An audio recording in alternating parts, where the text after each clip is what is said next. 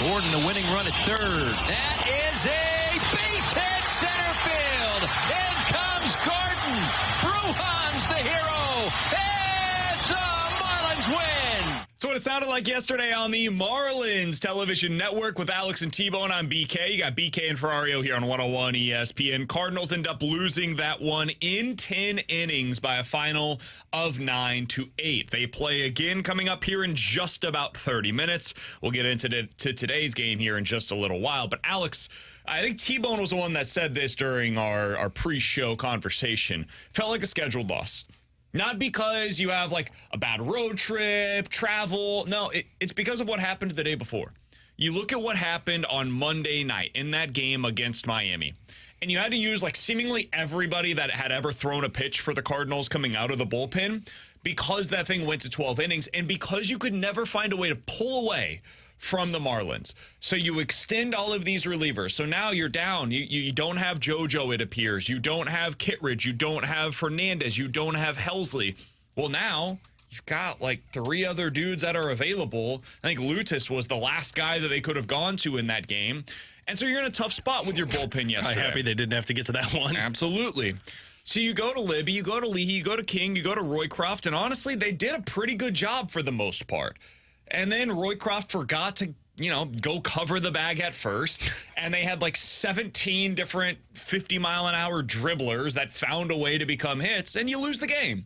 And that's what happens when you play this many close games. Eventually, the ball is going to go the other direction, and you are going to lose those 50-50 coin flip games. That's how it works, man. They've been getting really fortunate in a lot of these. Eventually, it was bound to go in the other direction. That's what happened last night. Yeah, I agree with T-Bone's statement there.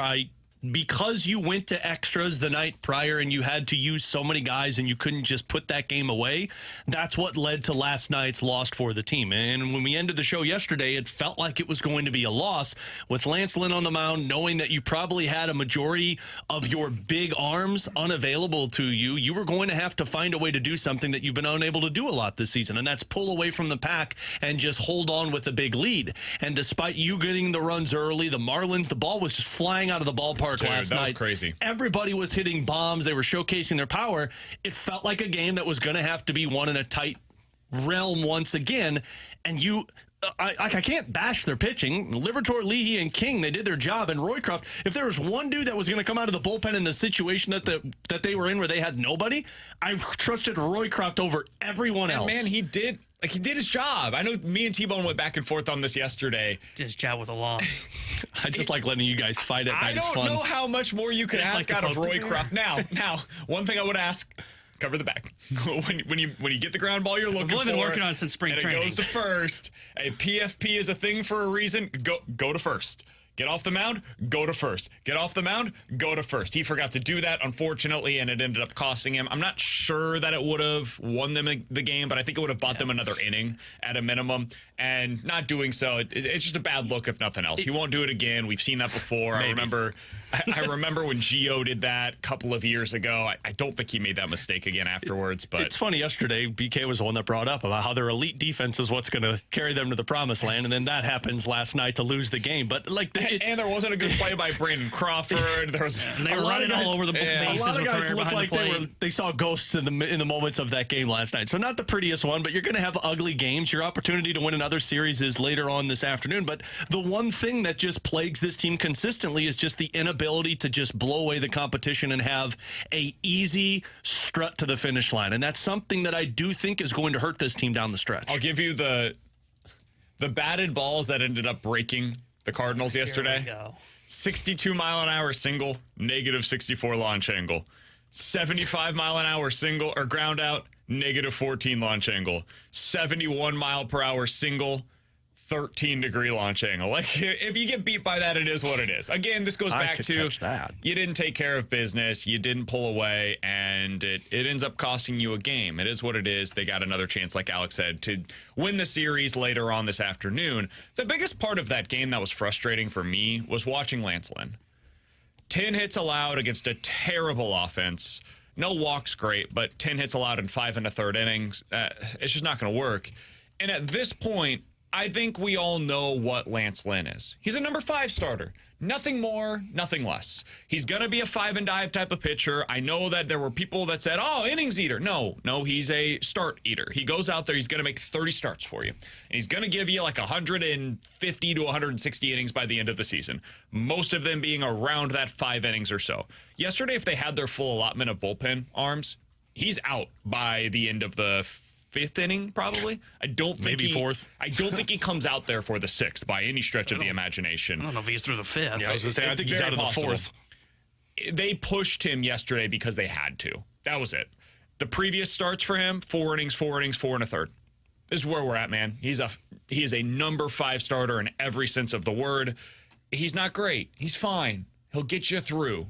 But you have to improve from him. You cannot be expecting him to be more than a number 5 starter. And right now they are. And that's it is putting him into a position that he is going to fail. Yeah. Because this is not who he is at this point in his career. Yeah, well, and this is just because you need it right now. I mean, you need him to give you innings, or you need him to go out there and keep it competitive. The one thing that Lance Lynn, it's starting to feel like with him is when he starts, you know your offense is going to have to big performance. And that's just something that is just so in the air with this Cardinals team of like, I can't come into a start knowing like we're going to have to score 6 or 7 runs to win this game because Lance Lynn is all on the mound. And again, the ball was flying out of the park last night. Most of the time that's not happening with Lance Lynn.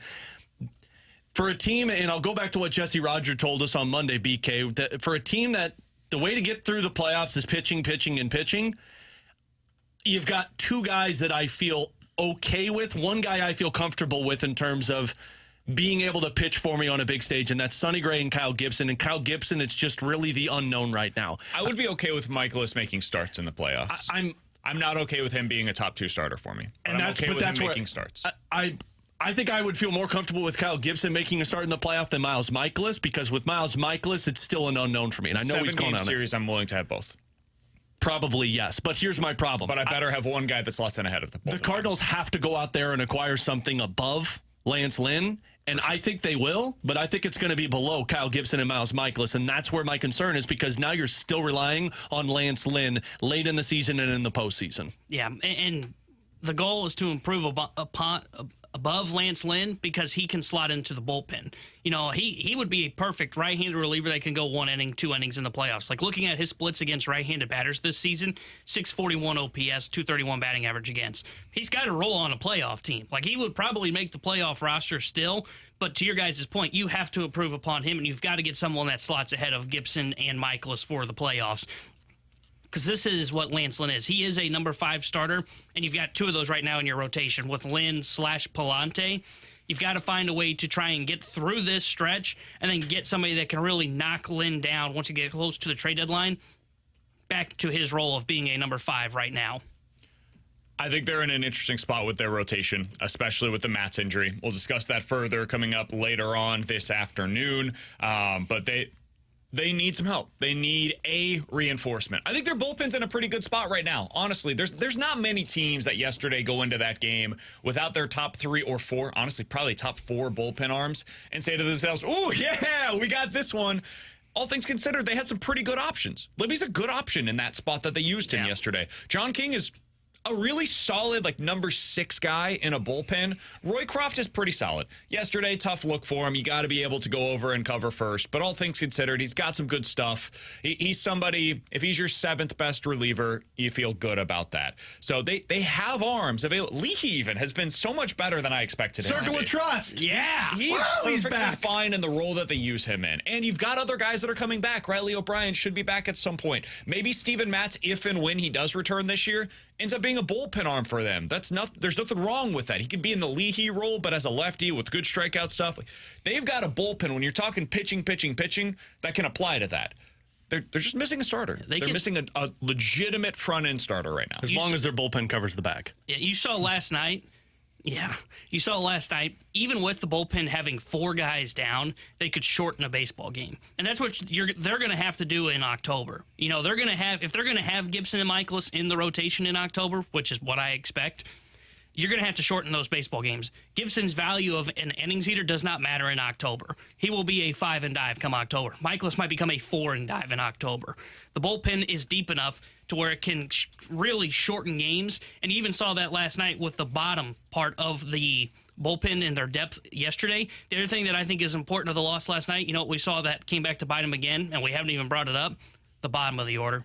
They ran into, you need 2 runs in extra innings when you're the road team, and they ran into the worst part. Now, they did their job. They got 1 run, but you ran into the worst part of the order once again. It finds the bottom of the order again, and it's really what couldn't help them separate in that 10th inning. They need Wilson Contreras. They need Jordan Walker. They need Lars Nootbaar. They're missing guys. They're missing guys right now, and the fact that they're still at 500, I'm not trying to lower the bar, guys, I promise you, but the fact that they're at 500 despite many of the losses that they've had injury-wise, and the fact that they've been able to make up so much ground without a lot of these players that we expected to be on the roster, be significant contributors, and without Goldie and Arenado hitting at all, still, is pretty impressive, honestly. It really is. It's been, last night notwithstanding, a pretty impressive run for the St. Louis Cardinals. With Alex Ferrario and Tanner Hendrickson, I'm Brandon Kiley. Coming up in about 15 minutes or so, Connor McDavid is making NHL history right now, and he might be the first skater, non-goalie,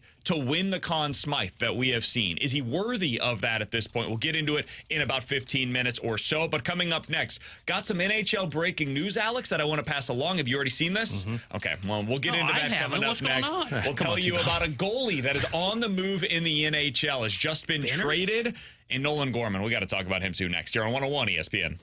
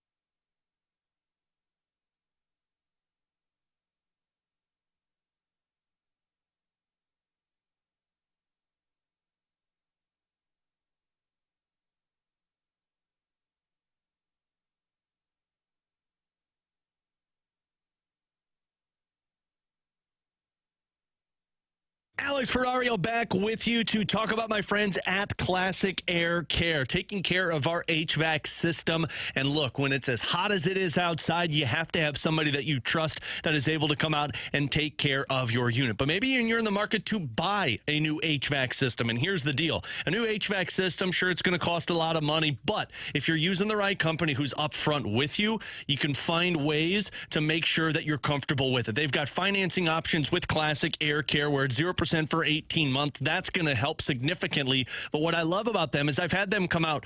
They walk you through what you're going to be purchasing for your HVAC system, what you need, what you really don't need that's going to save you some money here, but you know you're getting the best quality with Classic Air Care. My parents actually just bought a new HVAC system last year. It's working like a charm for them in their home. So give Classic Air Care a call today. You can check them out online too. A 4.8 rating on Google reviews, tons of positive reviews on their great customer service. Check them out online, Classic Air Care and classicaircare.com.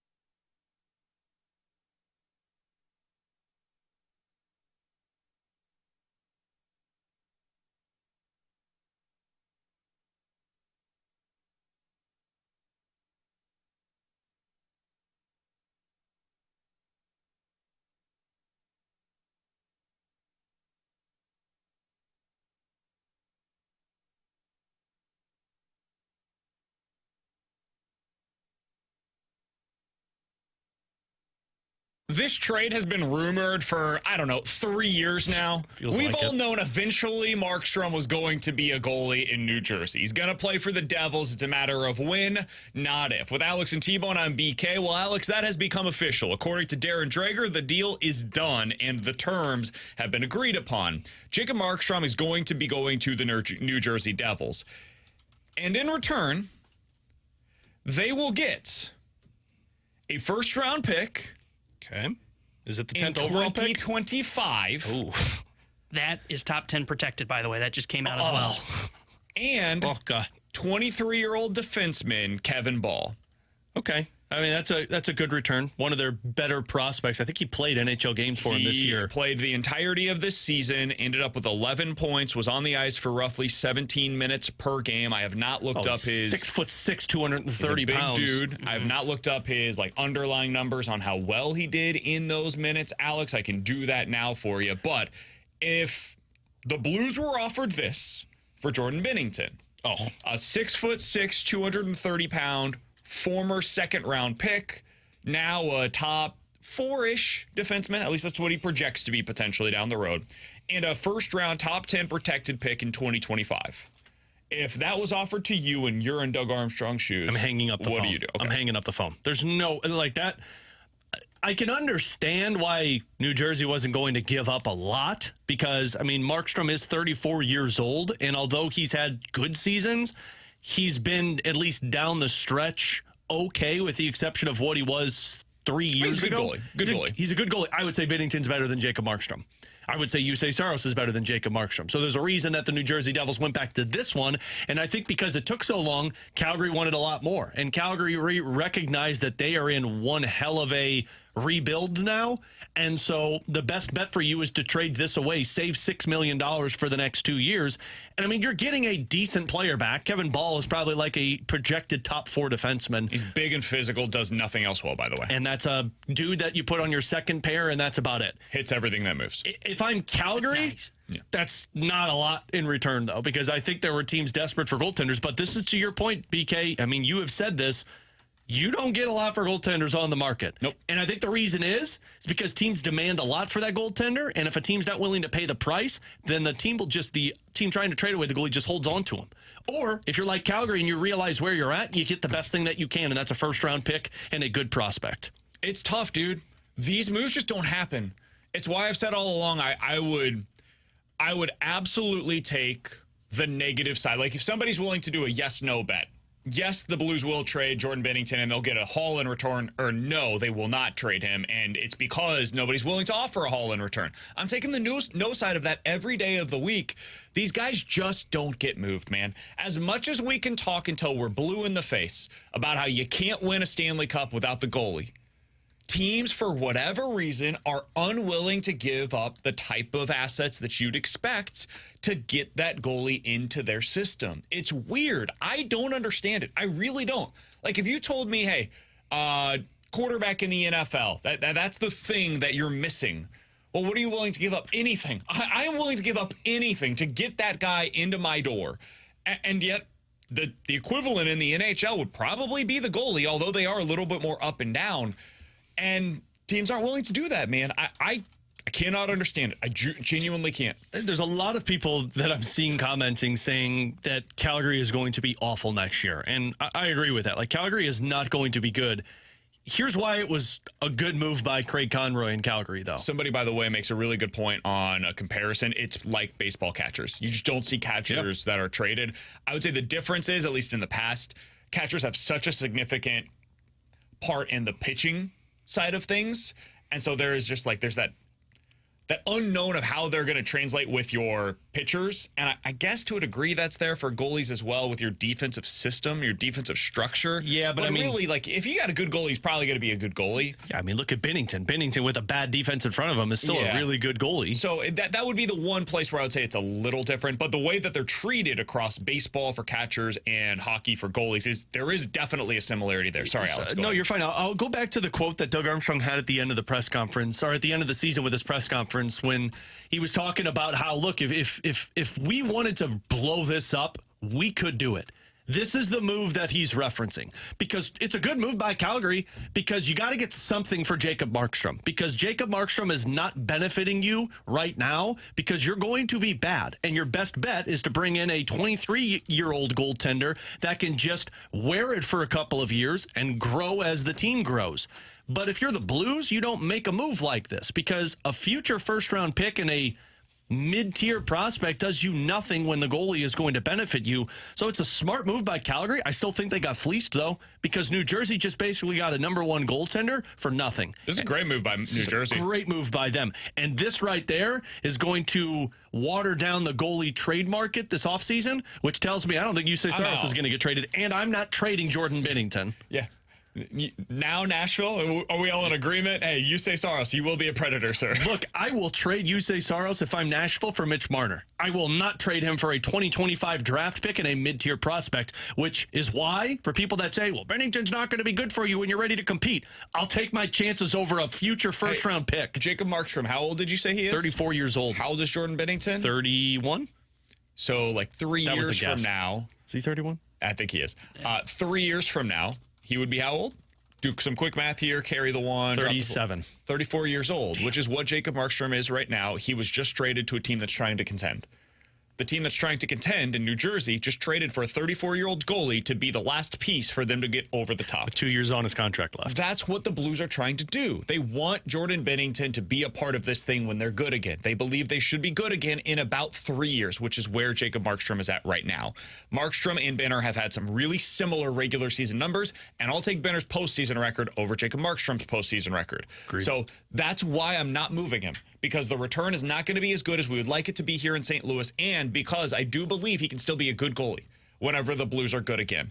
So I think they're going about this the exact right way, and I think this is the exact deal that I would expect to be offered to the Blues. It'll be future assets, because teams that are trying to get Jordan Binnington right now, they're not giving up guys that are a part of their significant pieces of their NHL roster, because they're trying to win, man. This is like the Cardinals last year trying to trade their assets at the deadline to get a really good starter that's helping a contender. Well, why am I trading you a starter that can help me in the postseason when I'm trying to win in the postseason? That's what I need. The Mariners aren't going to give up their starters for your bats. No, of course not. So that's where the Blues are at. They're stuck in a difficult place of we're trying to win for the future, but also trying to still contend right now, or at least compete right now, and Binnington helps you on both of those fronts. And I mean, New Jersey was probably the second most desperate team for a goaltender this offseason to Toronto. And I don't think Toronto's got a better trade chip to give away if they get the right goalie in Mitch Marner. But New Jersey, the only reason New Jersey's picking in the top 10 is because they had no goaltending last year. They had to go trade for Jake Allen to try and keep their season alive, and it didn't work. So if a desperate team like New Jersey is going to give that up to get a goalie, you ain't getting anything for Binnington. So your best bet is to stick with it and run this thing until he's a free agent. And to tell you real quick how light this return is from what you said, this must be a good return because they had to retain salary. It is being reported by Darren Dreger they are retaining some salary. Now, I don't know the percentage yet, but they retained salary to get a 2025 top 10 protected first-round pick and this young defenseman. And that's Calgary probably needed the cap space, and that's why. 30% is being retained by Calgary. I mean, that's for, what'd you say, 2 more years? 2 more years. That is a fleece. So you got, and he has a no move. So that might be part of it as well is, hey, if I'm going to waive the no move, he probably has some conversations with Jersey, and they probably said, hey, we want you, but we can't do it at your full salary. He was like, hey, this is the only place I'm going to go. And so that also changes what they're able to get in return as well. Still want to hand those no movement clauses out? Well, I mean, Benner's got no trade. No, it's not the same thing. You could threaten to buy him out. Yes, they're getting him for like tough guy. Put you in the minors. They're getting him for like $5 million for the next 2 years. What a steal! Each of the next two. That's a hell of a move. That's a really good move by the New Jersey Devils. And if you to the lack of value, let's say Markstrom sucks, next year's draft pick is top 10 protected. You can still be picking in the top 10, and Calgary could be like, nope, you got to get another year's first round pick. It's like four and a half What a mil per year. freaking fleece! That's crazy, man. Don't trade Benner. Yeah, clearly, you're not getting anything. Yeah, not even 8 salary. 2 more goalies though that'll be interesting to see if they get traded.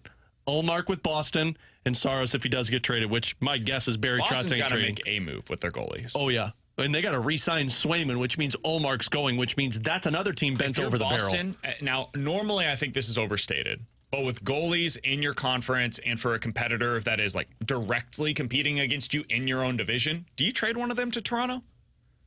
If that's where you get the best return, because Toronto is now the most desperate team for a goalie, that's a tough one, man. It's going to bite you in the ass if you do, but here's the thing.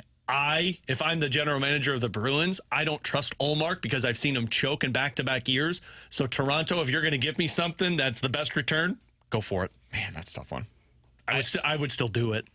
You got to get the best return, and if it's to a division opponent, I understand, but you got to get the best return, especially for a goaltender. I don't think they're going to get a huge return on either of them, no matter what.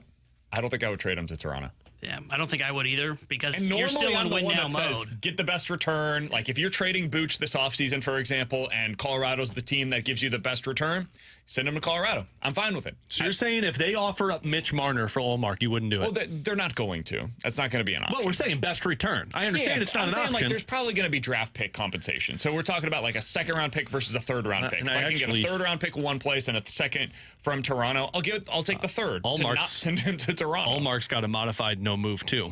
Or no, he's got a modified no trade. Yeah. So he's not going to have the same luxury as Jacob Markstrom will. So he will have to go with where Boston's going to send him. Coming up in 15 minutes, 314-399-9646 is the Air Comfort Service text line for questions and answers. The YouTube chat is off and running this morning, youtube.com/101ESPN-STL. That's where the graveyard chat is going on today. Coming up next, a little more hockey, guys. Connor McDavid making NHL history, trying to become the second skater in the history of the league to win the Conn Smythe on a losing team. Is he worthy of that? We'll talk about it next here on 101 ESPN.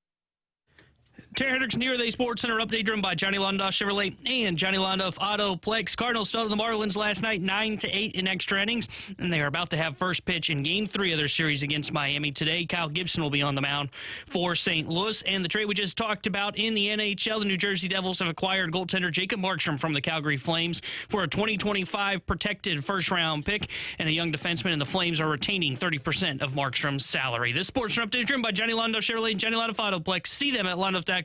Chevy, together we drive. Are you kidding me?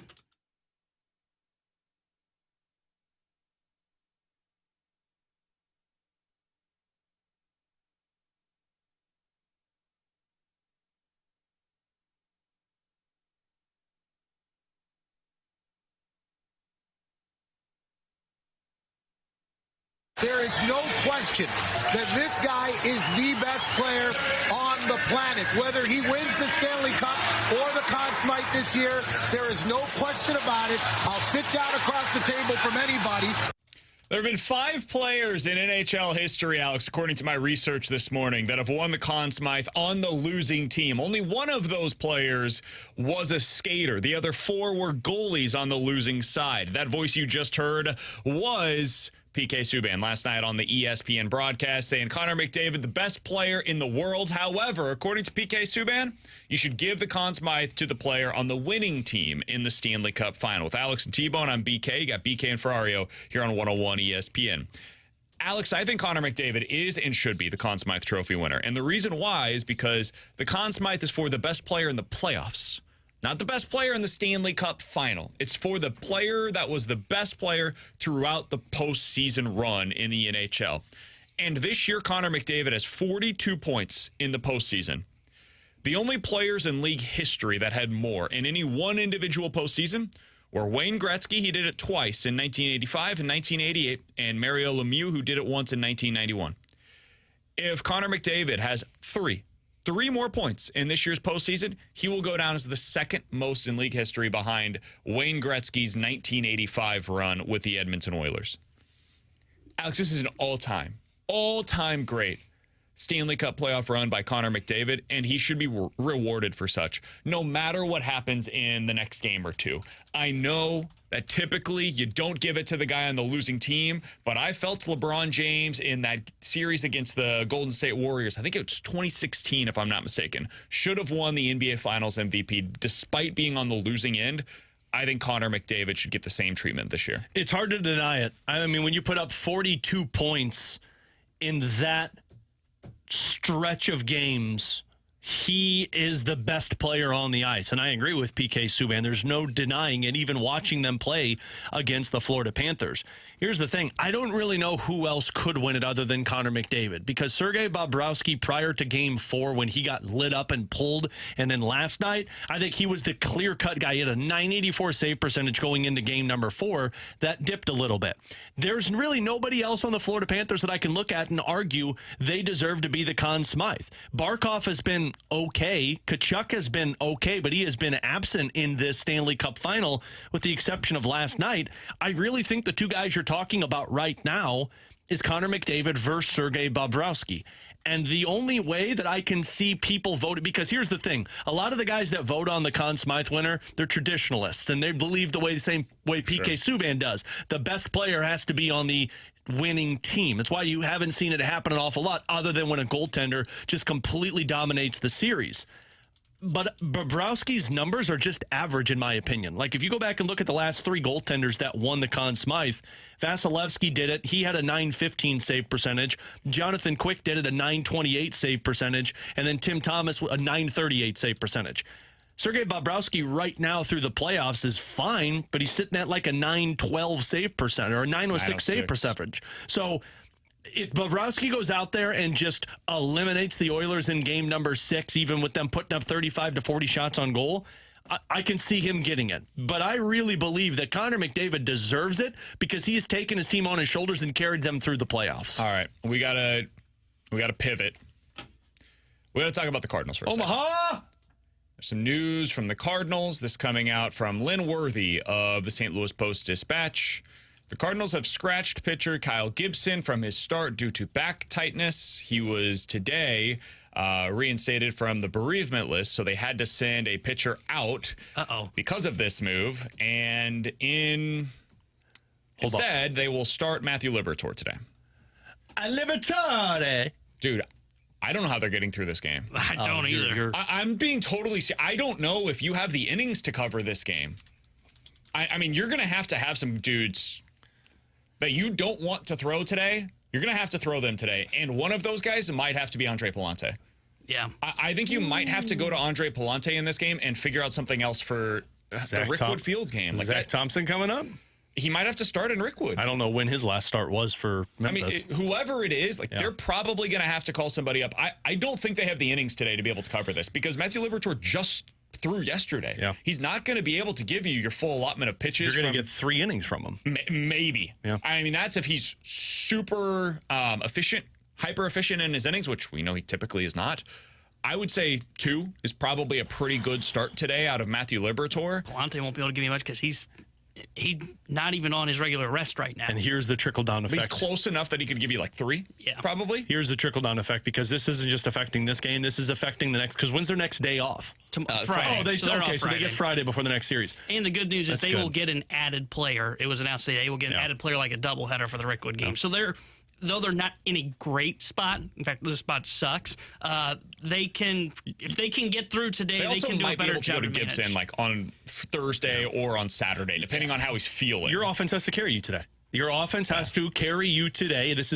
Here's the concern, though. You do extra innings again because if Miami's offense finds a way to beat up on Liberatore in your bullpen, you're going to be going deep into a game. Your offense has to carry you and give you distance today so that you can work with this bullpen. I hate to say today's a loss. What you have to do is just survive today and make sure nobody leaves this game hurt as a pitcher. That's the goal that Ollie Marmol is having to manage today, is how do I survive 9 innings and make sure that we don't hurt somebody in our bullpen, which has been great for us this season because they are going to have a tough time eating 9 innings today. I mean, also, text line. Guys, this is not on Ollie for pulling Sonny Gray. Like, what are we doing? Hold up, what? Guys, they know Gibson's starting, right? Gray's not the one that was... Kyle Gibson, as of a couple of hours ago, was fine. You know how I know that? Because they didn't scratch him until 5 minutes ago. He was going through all of his pregame stuff. They expected Kyle Gibson to be fine. They made a roster move, sending out a pitcher who was perfectly fine and could have potentially threw an inning or 2 for them today. They sent him down because Kyle Gibson was ready to go for today. Something happened. And they got put into a really difficult position. There's nothing there's nothing Mo could have done. There's nothing Ollie could have done to foresee this. The guy came back off of the bereavement list. And today, at some point, we'll probably find out something on the broadcast, I would assume, or certainly after the game. At some point, something happened, his back tightened up on him. The hope is this isn't anything serious. If this is just like, hey, he's... Travel secretary booked a bad hotel, back tightened up. Sat on the plane too long. He's 36 years old, and sometimes you wake up and your back locks up on you. No more plane rides, Kyle. You know how this is, right? Like, sometimes weird stuff happens, and he had a tough flight, got in, thought he was going to be fine, couldn't get himself loosened up. And if that's the case, and he starts, like, Saturday instead of today, and maybe they figure something out for that Thursday start, whatever. It is what it is. Stuff happens. It sucks. It puts the Cardinals in a really bad spot for today. But they have had a lot of stuff that happened this year that was of their own doing. This is not one of them. I'm just trying to figure out how the text line got from point A to point B of Sonny Gray getting pulled, got to Kyle Gibson's back being messed up. It would be one thing if they pulled Sonny at 70 pitches in the 5th inning in the bullpen at E4. He got to the 8th inning in that game. Yeah, I mean... Oh, boy. Let's give him a hold on the first matter. All right, ladies and gentlemen. Look, even De La Cruz is like, it's going to be a good day for us. I feel bad for Ollie. That camera needs to pan to Ollie right now. Oh, I'm sorry, man. guys. Yeah, this is a series loss to the Marlins. And unlike the split with Colorado and the loss to the White Sox, this one's understandable. This one's understandable. This one's explained. How you got to this point. But again, yesterday sucked, but it is what it is. You had to do what you could do to get that win on Monday. The trickle-down effect with this one is real because if this is not just a back tightness and something that's a lingering issue, and now you're starting to really hurt your team. If Gibson's hurt, it speaks to what Ollie said after the game on Monday, where, like, if you lose Sonny, you're in a really bad spot. If you lose Gibson, you're also in a really bad spot.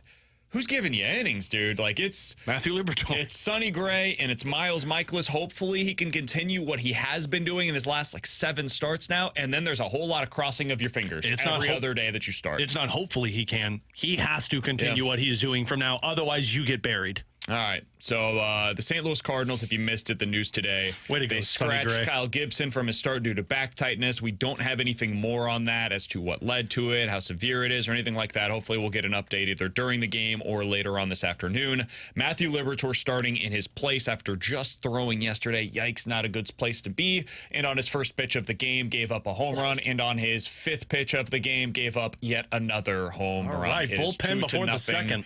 Miami, you have yet to record an out. All right, Burley better start warming up. We're going to need a couple innings. Against Can you wave the white flag Marlins. Now? Hey, the Cardinals do have 2 players that were pitchers in their amateur career, so Mason Wynn? There's no way I'm putting a back issue of Mason Wynn all season at the pitcher's mound. Do not put Wynn on the mound because he will try and throw who goes on the mound? Jose Fermin. You go to the mound. Yes, you go to the mound. Pedro Pajes, go out there and start pitching. All right. So many of you that probably turned on the game because you wanted to watch the Cardinals and you weren't listening to the show, and now you're back. Good to have you back. We'll get to questions and answers. 314-399-9646 is the Air Comfort Service text line. Coming up next here on 101 ESPN.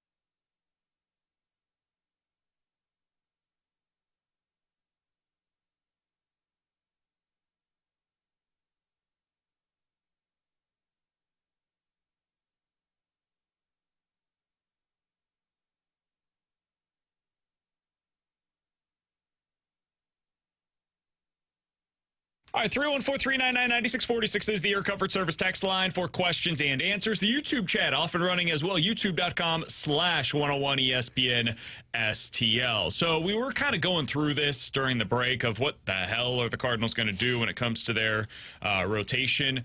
One thing to watch, one thing to monitor, tonight, Gordon Graceffo is slated to start for Memphis. His most recent start was really good for them. Ended up going 6 innings, did not allow a run, 3 hits, 7 strikeouts, just 1 walk. He's been a little better lately in general. If he doesn't make that start, I think it tells you where they're at. And T-Bone said, well, what if they, I think what you're going to have to see first is, let's find out if they have to use Andre Palante in this game. Well, Liberatore's at 18 pitches, and he has yet to record an out. Not ideal. Yeah, I Palante's don't got to be warming up now. see a scenario in which they don't use Andre Palante today. Like, you have to. Eventually, you've got to prevent wear and tear in what is probably going to be a loss today to your big three. Like, you don't want to have to go to JoJo, Andrew Kittredge, or Ryan Helsley today. And honestly, I don't want to go to Ryan Fernandez today either. And so you're putting 4 arms aside. This is a 5th from your bullpen. You just sent another bullpen arm down earlier today because of the bereavement list that you had to call up for Kyle Gibson. You are very limited in arms that should be available today. You probably need like 4 innings out of Andre Palante because I don't think you're getting more than 2 out of Matthew Liberatore. Yeah, Palante's got to be warming up right now. I mean, you might have to go to somebody before the end of this inning if Liberatore keeps. I mean, because how many pitches did he throw last night? Who? Liberatore? Liberatore. I think it was like 18. So, I mean, you're 20. Sitting at 20, so, okay, so it looks like they got the double play. So he pitched 12 last night. Yeah. So you got to hope you get 2 innings out of Liberatore, and then you're going to go to Palante because you just got the double play. So hopefully you get out of this, you get 1 more inning out of it, and then you go to Palante to try and get you there. But you're going to have to call somebody up to start tomorrow. Yeah, they're going to have to find somebody that can eat 3 innings. And because you used all these back-end guys, I don't know how you get to 5 innings before you really start to get into the bullpen. So Palante may have to be the guy that goes 3, and they may try if he can have an efficient second. Which look, I don't know if Libby can. I don't know how well he's feeling considering he had to start on the fly. But can't be feeling great after 18 yesterday and already 21 today. 22 pitches got out of the first. So all things considering, man, the way that thing started, you'll take that. You'll take that every day of the week. Settle down. 314-399-9646 is the Air Comfort Service text line for questions and answers. From the 314, guys, at the end of the year, we're going to talk about this specific game as the game when everything went wrong. Ooh, Do you agree? No. I don't think this is going to be the one that we cite. Unless you have significant injuries to Kyle Gibson, I don't think you're talking about this one. I think this is just a blip on the radar because you have that off day on Friday. This might have a trickle-over effect tomorrow, but by Friday you're going to be reset and hopefully win the series against the Giants. Yeah, unless it's a serious injury to Gibson, then my guess is it's probably not. Then I don't think so. And as long as you can keep guys healthy today, that's the biggest. I hate to say it is a loss today. Like their goal is just survive today without putting a reliever on the injured list. Don't get injured, yeah. It's kind of like a spring training game. Yeah, good. Spring training matters, right, PK? Get Carlson out there. Let him go. To pitch? Let him go play. I'd be fine with that. We've seen the cannon just fastballs down the middle. I would just get him in the field. You want that bat? You want that bat in the lineup? I just want the best defenders in the game. Right now. Defense doesn't matter when it's going over the center field wall. I know, buddy. I know. All right, 314-399-9646 is the Air Comfort Service text line for questions and answers from the 314. Alex, do you think the Blues have a chance on Chychrun this year? I think so. If he's available, I think there's a realistic chance. It really is going to come down to what all of the Blues' potential moves come down to Pavel Buchnevich's decision. If Buch wants to stay in St. Louis and signs a contract extension, then I think that takes one of your biggest trade chips off the board, and I don't see them making any significant moves. If he wants out, that's how you can bring an upgrade in. If you could offer sheet one player, who would it be? Ooh. It's a tie between Lindgren and Necas. I would go with Necas, though, because I think the forward center... I don't know if Lindgren is what you need. He's not the perfect match with Parayko. If you bring in Lindgren on an offer sheet, you're still playing Leddy with Parayko. I would put the money towards Martin Necas and see what that looks like, because that's my future second-line center until Dalibor Dvorsky's ready. And then I have a pair moving forward of Thomas and Neighbors, Natchez and Dvorsky, and figure out the rest. Nick Robertson for me, because I don't have to give up as much in terms of the assets. Yeah, I don't think I'm going to have to give him a massive deal. I think if you give him like $3.5 million, I'm not sure Toronto would match. And what worries me about that group, though, is you are very small and very fast. And I don't know how that wins, man, especially when you're talking about when Dvorsky's here. I think worst case scenario, you've got a good trade asset. Yeah. You know, I mean, look, I love Nick Robertson. I think Nick Robertson is a hell of a player. I think at best you're talking about him being a third-line winger, though. I'd be okay with that, though. If I'm only giving For up $3.5 million, yeah, and I'm giving up, I think in that scenario, it's like a second-round pick, third-round pick. The expected return on that is a guy that maybe contributes to your lineup at some point in 3 to 5 years. So Nick Robertson is definitely contributing for me, and he's doing it right now. And he's doing so in a way where now I can continue to evaluate the other players that are on that line. He's small, though. He is small, and he is pure speed. Yeah. Someone on our YouTube stream said, offer sheet Thomas Harley. I would do that. You have to give up a first, a second, and a third-round pick, which, whatever, he's awesome. So Dallas cool. is going to match it because Joe Pavelski's coming off the books. Like, they've got guys coming off the books that they will match that. So I'm not going to offer sheet somebody that I know is going to get matched, which is why it's either Natchez, Robertson, Lindgren's the other one for me, but I don't know if he matches what you absolutely need. He's Alex, that's T-Bone on BK. Coming up next, yesterday we lost one of the best baseball players to ever live. Many consider him to be the greatest to ever do it. And he did it for basically one team the entirety of his major league career. That is a common theme for players that were superstars during the 1960s, and I think it changes in some way the way that we remember them in a positive way. We'll talk about that and what's lost by that not being the case any longer coming up next here on 101 ESPN.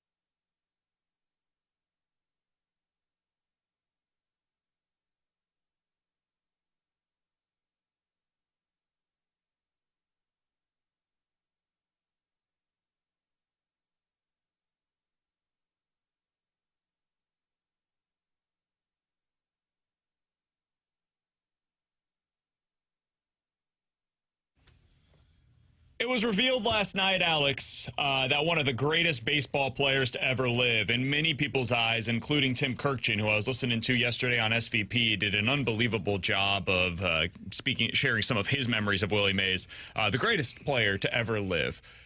When you look at the total package, the guy hit for average, he hit for power, one of the best power hitters we've ever seen, lost a couple of years due to service, and some, if you look at his rate statistics, lost probably 60 home runs by having to go over, and would have finished with 700 plus, would be right up there among the best to ever do it in that regard. Already is, still is, despite some of the steroid era players passing him. Willie Mays is also the greatest center fielder defensively to ever do it. And some of the videos, some of the photos that people have seen of him will last forever. And Alex, when you think about how he's remembered, he's synonymous with San Francisco now. Because when you were watching their broadcast, a lot of the time you would hear about him being around the team, kind of like many of the all-time great Cardinals had been around this team, whether it's in St. Louis or down at spring training. And he has always said, like, he made San Francisco his home because he loved the city. He fell in love with the team, fell in love with the city. And I think it's something we've lost a bit, Alex, in baseball. And there's no way to recapture it. And I'm not even saying that we should, because the free agency, the advent of free agency in the early 70s was a good thing for players. It was long overdue, and Curt Flood was a big part of that, obviously. But what you had with many of the players that we've lost in recent seasons, and we've talked about many of them here on the show. We've talked to people about them, whether it's Bob Gibson or Tim Carver or Mike Shannon, Luke Brock. Most of them spent the vast majority of their careers with one team. And they're remembered, I believe, more fondly because of that in those respective markets. Like, you look at Willie Mays and some of the memories that you're getting right now. Dude, that guy is synonymous with his city. You look at Henry Aaron and the way that he was synonymous with the Atlanta Braves or Milwaukee when he played there with the Braves. It is something that I think when you look at the game today and you think about the guys that are remembered this way, it is because they played in one place. Like Derek Jeter, why was he remembered as fondly as he was by New York? Well, because he played his entire career with one team. You think about how we view in St. Louis, Yachty and Waino. Why is that? Well, because they played one place their entire careers.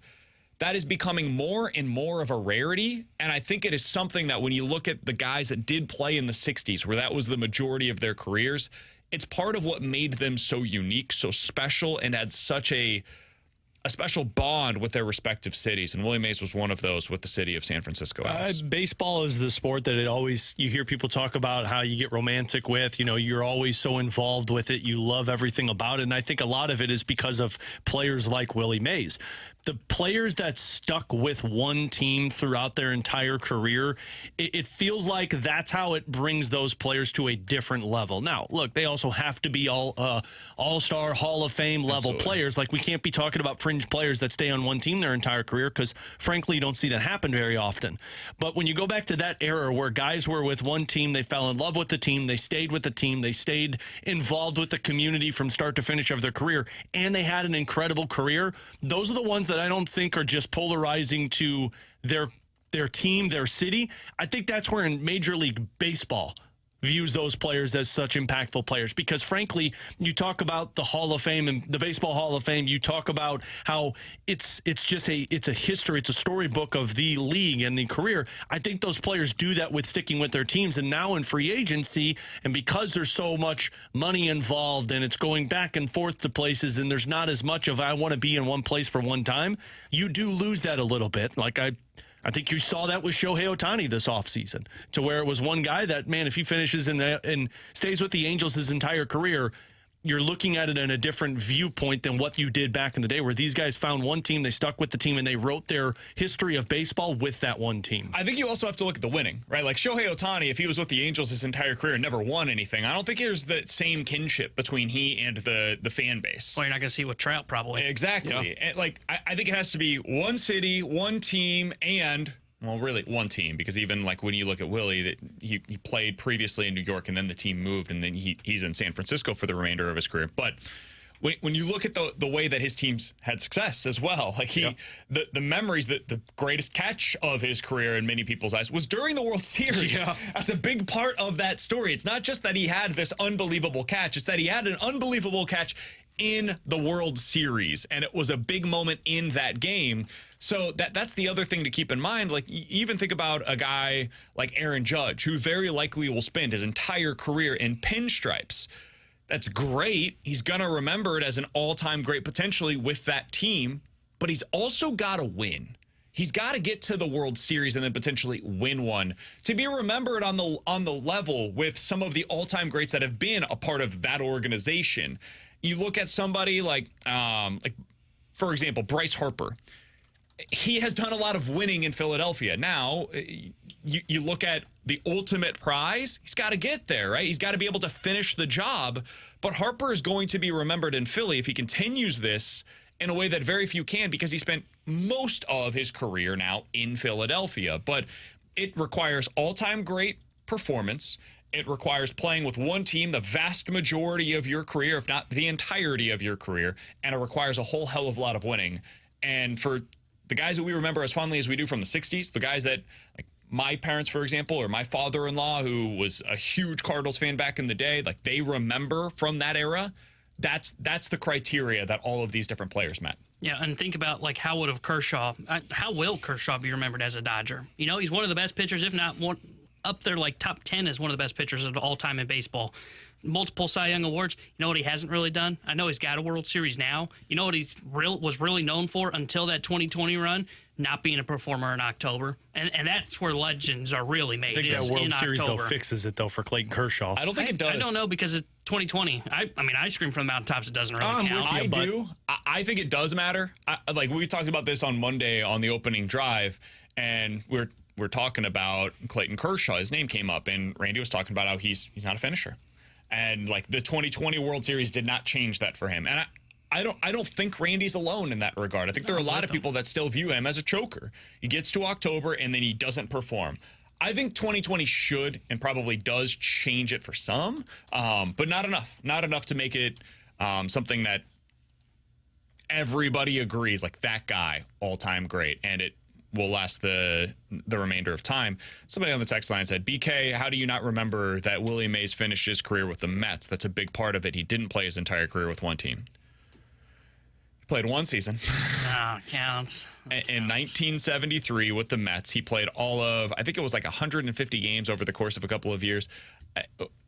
He played almost the entirety of his career with one organization. So, yes, I apologize if I said something, I need to be more clear. Get your damn facts straight first. He played almost the entirety of his major league career with one organization, and that is a big part of the Willie Mays story, is that he is so tied to that organization. Was it that hard to just add in the word almost? Yeah, I think I did, but maybe I didn't make You just would have done it at the beginning of the segment. The texter wouldn't have texted in and made us look like idiots. Who are the guys that are revered the way that Willie was? Because the modern guys, Willie Mays, you think about all of the things that we have heard over the last almost 12 hours now since it was announced that he had passed last night.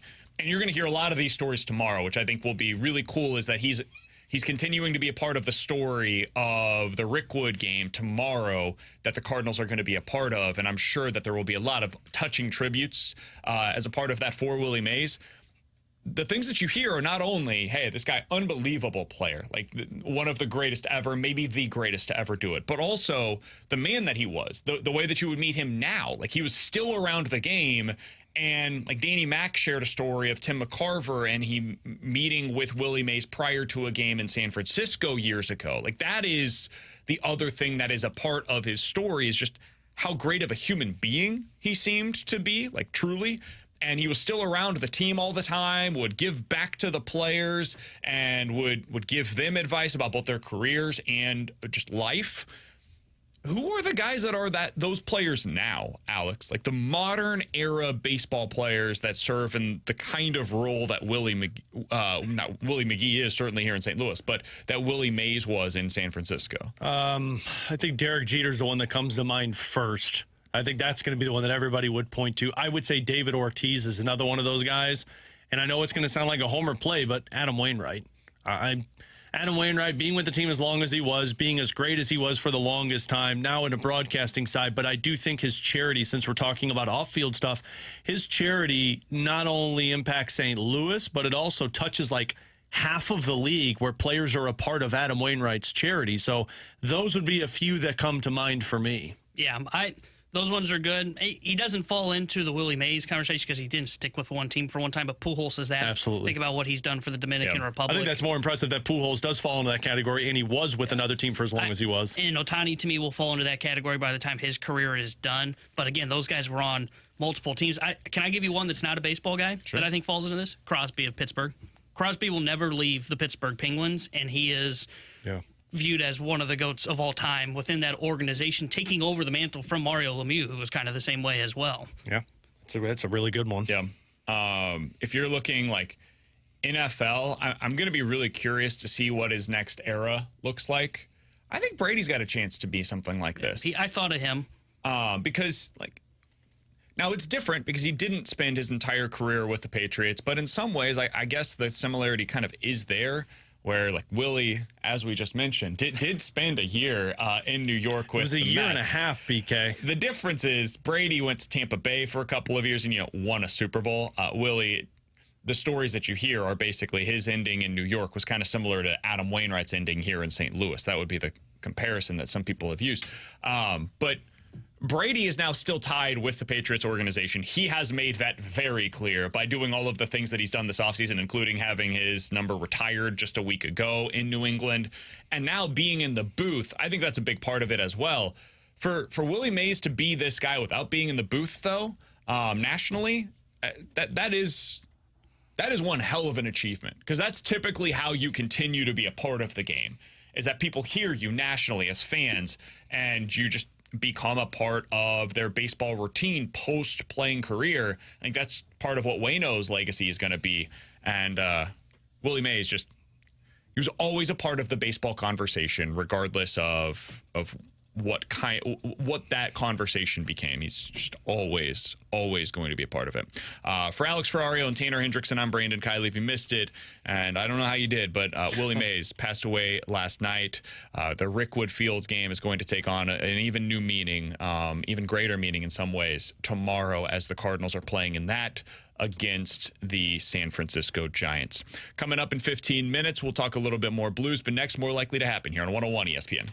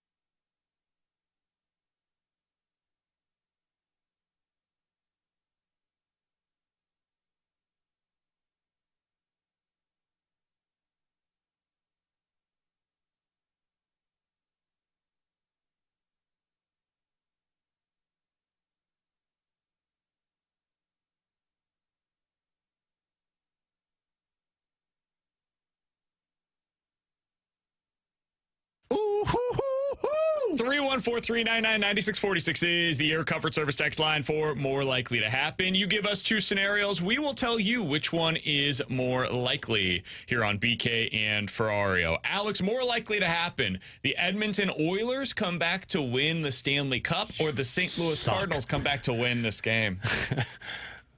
Wasn't in that sense, but I'll say more likely that the Oilers come back and win the Cup.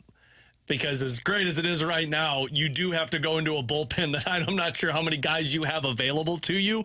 And if Liberatore gives them a couple more, I don't think you're going to go to Palante. I do think that Edmonton's put themselves in a position that if they win Friday for Game 6, they're winning the whole thing. Really? I don't know how Florida has already got to be very stressed about the fact that you choked Game 5 in Florida, because now you got to go back to Alberta. This team was down 3-0 in a Stanley Cup final. And mind you, the Florida Panthers were in the same position last year where they had a chance to win the Cup and they lost. So I truly believe the mental side is going to kick in if Florida loses Game 6, and then video game Connor McDavid is going to be engaged for Game 7. So I'll say Oilers. I can't believe I'm going to say this, but I'm going to go more likely the Cardinals win today. There you go. I don't know what it is. Put his damn hat on. I don't. Give me that damn hat. What? I don't think this team's very good. But The Cardinals? yeah, they're I giving thought you were off. talking about the Oh, Marlins. take the damn hat off. The I hat know the doesn't Marlins count. are bad, but I will say this: the Cardinals are giving off good vibes of late. I have a feeling they find a way to win this baseball game. T-Bone's I back don't on know board. how, but I think they do it. So I'll say more likely the Cardinals win. Do you know who the last team to do this was? Come back down 3-0 in the Stanley Cup final, Alex? I thought you were about to say win a game winner starter. Oh, man. L.A. Kings. No. You got a guess, T-Bone? In the finals? Yeah, Stanley Cup final. It's been a minute. It's been done before? Is it Philly? No, Toronto in 1942. Yeah, that was the last time they actually won a playoff series. 1942 was the last time. Philly was down this article. 3, or Chicago was down 3-1 to Philly, I think it was, or maybe it was the other way Philly around. in the Eastern Conference semis did this in 2010. The Kings did it in the 2014 Stanley Cup Western Conference first round. Okay. But otherwise, it has not been done in a Stanley Cup final since 1942. I think it's more likely the Cardinals come back today. I think Florida will win in Game 6. I think they will win on the road in Edmonton. I think this will be their push. And I think they get it done. I think they get the job done in Game 6. It's been one hell of a job for Edmonton to be able to push this to 6 games, dude. They've played really well the last couple. The one part of me that was always skeptical about Florida was their goaltender, and I think Bobrovsky's starting to show those holes, which if you're them, you got to be a little concerned about. What do you got for more likely to happen, Alex? More likely to happen, fellas, the Cardinals trade one of their top pitching prospects at the trade deadline, or the Cardinals don't make an addition. I would say Let me amend a significant addition, because I know they will probably add some type of bullpen arm or Tyler Anderson or something like that. Whoa, don't take a shot at my left-handed gentleman, Tyler Anderson. Did you call him a gentleman? Yeah, I will say more likely they trade a significant, no, I'll say more likely they acquire a significant pitcher. But I don't know how you do that without. That was a long route to get there, man. Trade one of their top pitching prospects. Yeah, which I probably have to do to get a significant addition. Do not make an addition, a significant addition at the deadline. I'll say do not make a significant addition. My brain got wired. I think they're going to make a significant addition. We're going to move on. No, you don't. I think they're going to make.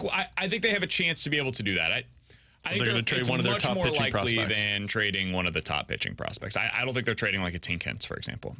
So I think they're going to end up potentially adding somebody that can really help them in the playoffs. Alex? That was mine. I know. What's your answer? Oh, yeah, they're not making any significant additions. That's my answer. That's more likely to happen. T-Bone, what do you got for us today? Guys, more likely to be last year's Arizona Diamondbacks, the Pittsburgh Pirates, or the St. Louis Cardinals? If we're talking about in the way that the Diamondbacks did it, I know you guys are going to tell me they had the three-headed monster at the front end of their rotation. The Cardinals don't have that. So the Pirates, because they've got 2 legit fire-breathing dragons at the front end of their rotation. And then everybody forgets, Keller's a really good pitcher as well. Yeah. So they've got the 3 dudes that can, if they get to the postseason, and I'm very skeptical of that, but if they were to get there, they'd be a terrifying team to go up against, because they also have a really good closer. So you put it together, okay, we've got 3 starters that can dominate in a series and a closer that we can go to at the back end of the bullpen to finish it off. Feeling pretty good about that. I don't think their offense is good enough to really do the damage that you'd hope for, but the Pirates are more likely to be that team. What he said in a high-pitched voice. Yeah, I'd say it's more likely the Pirates, but I'm kind of with you, BK. If they don't upgrade the offense, I don't know how they can do it. I'm curious what they do because they don't like to spend money, obviously, and you don't want to trade assets. But, dude, there might be some big pieces available to you, like Pete Alonso, somebody from the Blue Jays. And you don't have to make those kinds of moves, by the way. Like, you can just go out there. Like, Tommy Pham was a huge move last year. He really mattered once you got into the postseason.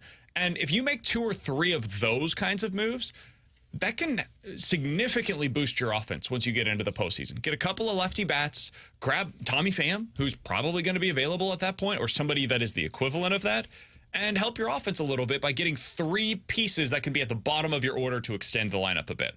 That's the kind of thing they need to do. All right, let's go to the text line. 314-399-9646 is the Air Comfort Service text line for more likely to happen. From Justin, more likely the Dodgers get eliminated early in the playoffs or they win the World Series. I think the former. I think it's more likely they get eliminated early in the playoffs. I do not think they are the best team in the National League this year. I think that is Philly.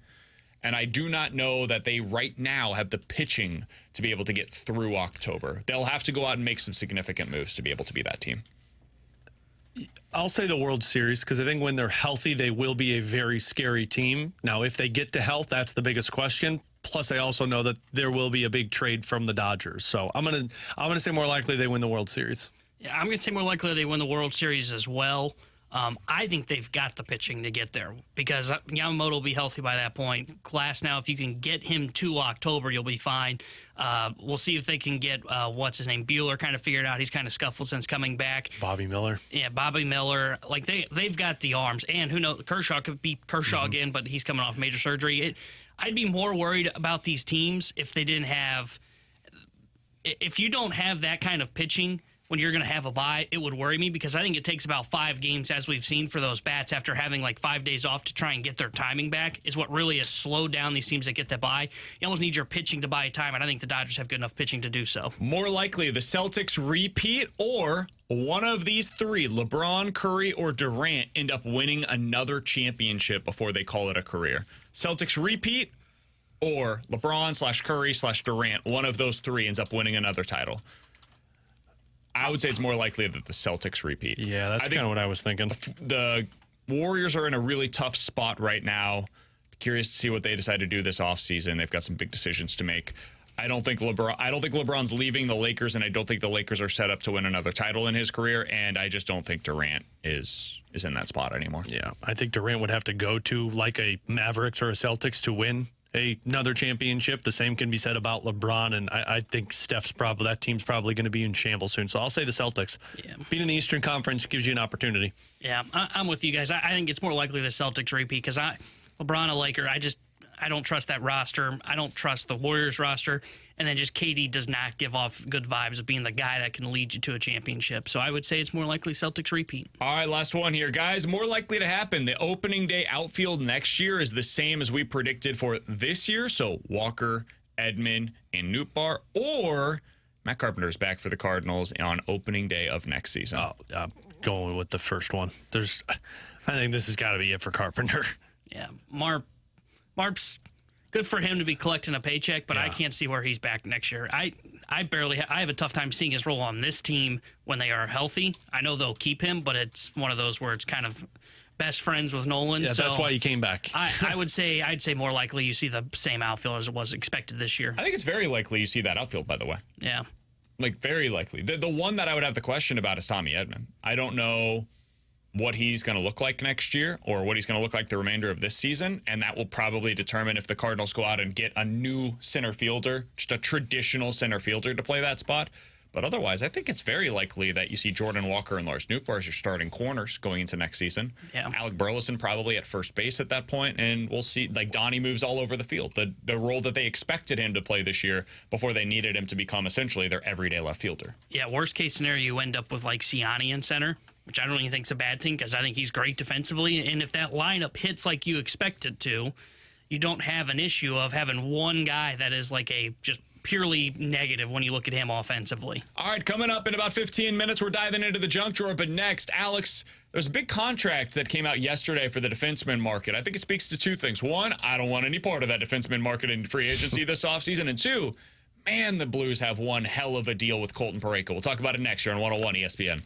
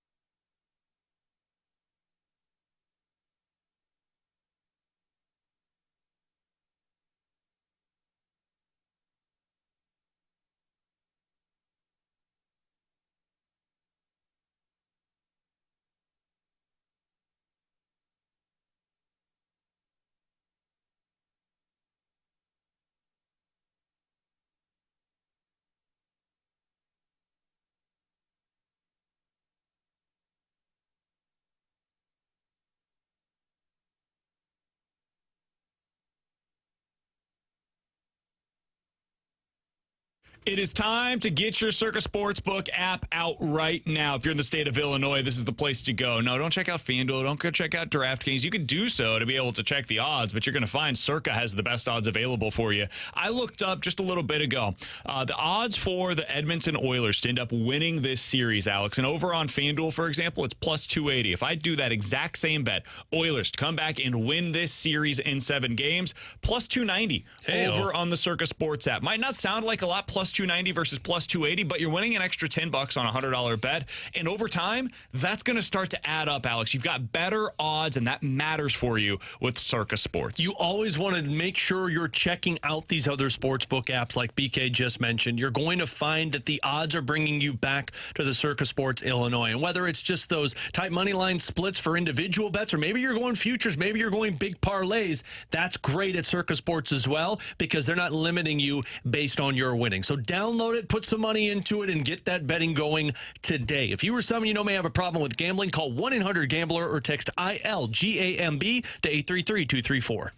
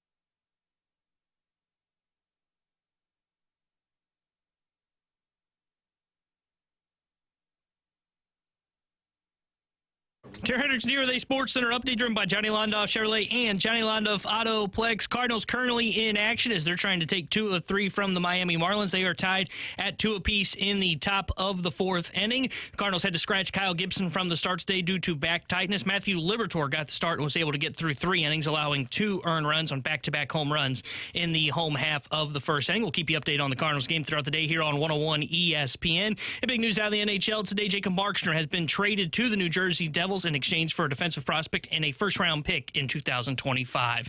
This portion update was driven by Johnny Londoff Chevrolet and Johnny Londoff Autoplex. See them at londoff.com. Chevy, together we drive. Are you kidding me?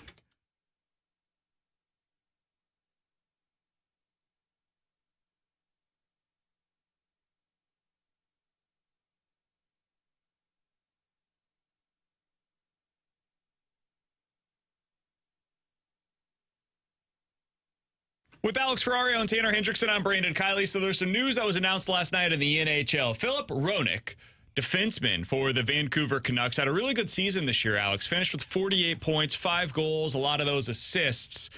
Ended up getting a pretty significant deal. I was a little surprised by the money on this. He ended up getting a $7.2 million per year deal on an 8-year contract. Yeah, just call it the Quinn Hughes deal. With the Vancouver Canucks. He is 27 years old, so this will take him through his age 35 season. Alex, when I see any of these kinds of deals that come out for solid defensemen, top pair type defensemen, but not number 1 defensemen, it takes me back to many of the conversations that we've had about Colton Parayko and whether or not his deal is going to age gracefully for the St. Louis Blues. And the more I see these, the more I say, yes, absolutely, it's going to age gracefully.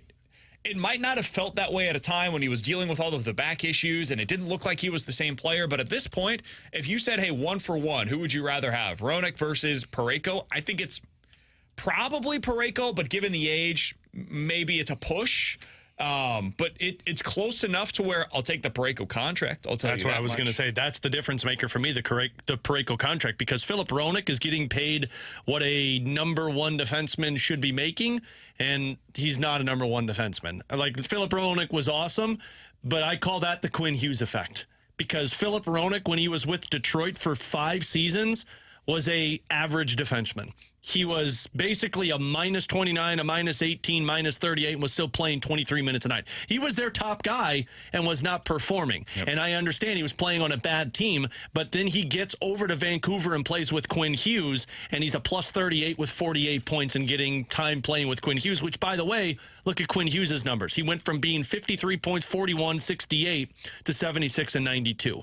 Sometimes guys get paid because they match well with your best player, and that's what you're paying them for. Devon Taves is another one for me. Taves was a okay defenseman in the Islanders, and then when he got to Colorado with Makar, he was incredible.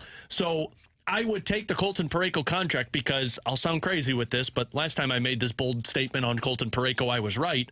If you put Colton Parayko on the Vancouver Canucks with Quinn Hughes, please don't. He's a better player than Philip Hronek. He's got a better plus minus. He's got more offense than Philip Hronek, and he's playing a lot of minutes for you. So you got a steal in Colton Parayko because anywhere else in the National Hockey League, this guy is making $8+ million a year, and you've got him at 6.5. That's what like second pair defensemen get paid in the NHL. You've got him at 6.5 for the next 6 years. Yeah, somebody on the text line said, guys, just because Vancouver made a big deal for a defenseman and you think it's overpaid doesn't mean that this is a good one for the St. Louis Blues. Totally fair. Like, it's not always just, hey, Team X made a deal, that means Team Y, now it's a value. But I think it is the case here for Colton Parayko. He's got 6 years left at $6.5 million per year. Yes, that is going to take him through his age, I think 36 season, if I'm not mistaken. And at the end, you're probably going to deal with some years that you don't like. Maybe the last couple of seasons, they're not ideal for Colton Parayko. But over the next 4 or 5 years, while he's still in his early to mid-30s, he should be a really good player for the St. Louis Blues. And given the fact that the going rate for these guys is now $7-8 million, yeah, I'll take that deal every single day of the week. And it's yet another example of us seeing that the cap going up the way that it has and continuing to go up in future years the way that it is expected to, it's gonna make some of these deals that are currently on the Blues books look better and better and better over the coming years. I know that everybody right now looks at that Jordan Kyrou deal and says, oof, Don't love that. And not everybody. A lot of people see it that way. I don't think the Jordan Kyrou deal is a bad one, guys. I think if you ended up signing $7-ish million for Pavel Buchnevich, I think you will look at that thing 3 years from now and say, all of the other players in the league that I view as being equals to Pavel Buchnevich that have signed after Pavel Buchnevich got significantly more money than he did, because the cap going up is going to mean that, just like in the NFL, you see the next quarterback that's ready for an extension, he gets paid more. That's going to happen now in the NHL. We saw a flat cap over the last few years, and it changed the way that we saw all of these different contracts that were given out. Alex, I think that the Blues, the deals that are on their books right now, are going to age very gracefully. I think the Brandon Saad deal is aging pretty gracefully compared to what you would expect for a guy like him on the market. It's funny you bring him up. It's no coincidence. Sarah Volley brought him up as putting him on his trade board. Did he? Yeah, I think it was yesterday or 2 days ago on Daily Faceoff because of that value contract. I'm not denying that Kyrou's not going to be a heck of a value contract within the next 3 years, because I think a lot of guys that are his profile are going to be getting paid $10, $11, $12 million. I think for this team, though, for that to be a value contract, you have to take the role that they're offering you, and that's being one of the top guys and a goal scorer for this team. And he's done that. It's just now you got to take it to the next level. You got to be a top-line pair, because I don't know if anybody's going to get paid more money than what Thomas and Kyrou are getting paid moving forward with this team, because it feels like that was the standard set by Doug Armstrong, and maybe that changes when Alexander Steen takes over. These are our guys, and everyone else is below that. You're not going to see a $10, $11 million player on this team, I would say, probably for the next 5 or 6 years. I think it depends. Like, if a Matthew Tkachuk becomes available, that kind of a player, then sure, yeah, they would. If they want to play here in St. Louis, I bet you they'd probably find a way to make that happen. Agreed. I just think those guys are so rarely made available, and so realistically speaking, I tend to agree with you on that. And the other thing is, like, you also have contracts on the books that haven't aged particularly gracefully. Torrey Krug just hasn't been very good. Yeah. And you have to be good to be able to make your deal a value. If Torrey Krug was performing the way they expected him to, I think the $6 million deal would be fine. Same thing for Justin Falk, but he hasn't. So that's where we're at. The one other deal that was announced yesterday, Alex, that I think is an interesting one for Blues fans, is that Scott Perunovich has signed another 1-year deal worth $1.1 million to stay here in St. Louis for at least the 2024 season. Alex, where are we at with Scott Perunovich? What's the plan here? I know this is going to sound like deja vu for everybody, but this is his last shot. Haven't we said that for like the last 3 years? Yeah. We have, but guess what? When you're an RFA and have RFA status, you keep getting your final shot because you're cheap until you become a UFA. Is he going to be an RFA again after next season? I don't believe. Is that correct? That's what Cap Friendly shows. I don't know if that's accurate. There's got to be a number with it, though, like it was this year, where if he plays a certain amount of games, which I'm not even going to get back through that algebra equation that we tried to figure out last year. It took us a month to figure it out. Here's the thing with Scott Perunovich. You had to re-sign him. It was an RFA. You weren't going to trade him to bring in anything. You have nothing coming up from your system that's going to equate to NHL level experience. And now you have that for $1 million. He goes somewhere else and he goes in as Jake Wallman. People are going to be livid. You got another shot with a different coach who values offensive-minded defensemen for a full season in Drew Bannister. JR brought this up actually in the Last Minute Blues podcast, so tinfoil JR for you. The last time Perunovich signed a contract extension, the rumor started of Torrey Krug being traded to Philadelphia. So buckle up with that one. When he signed it, I knew it was going to happen.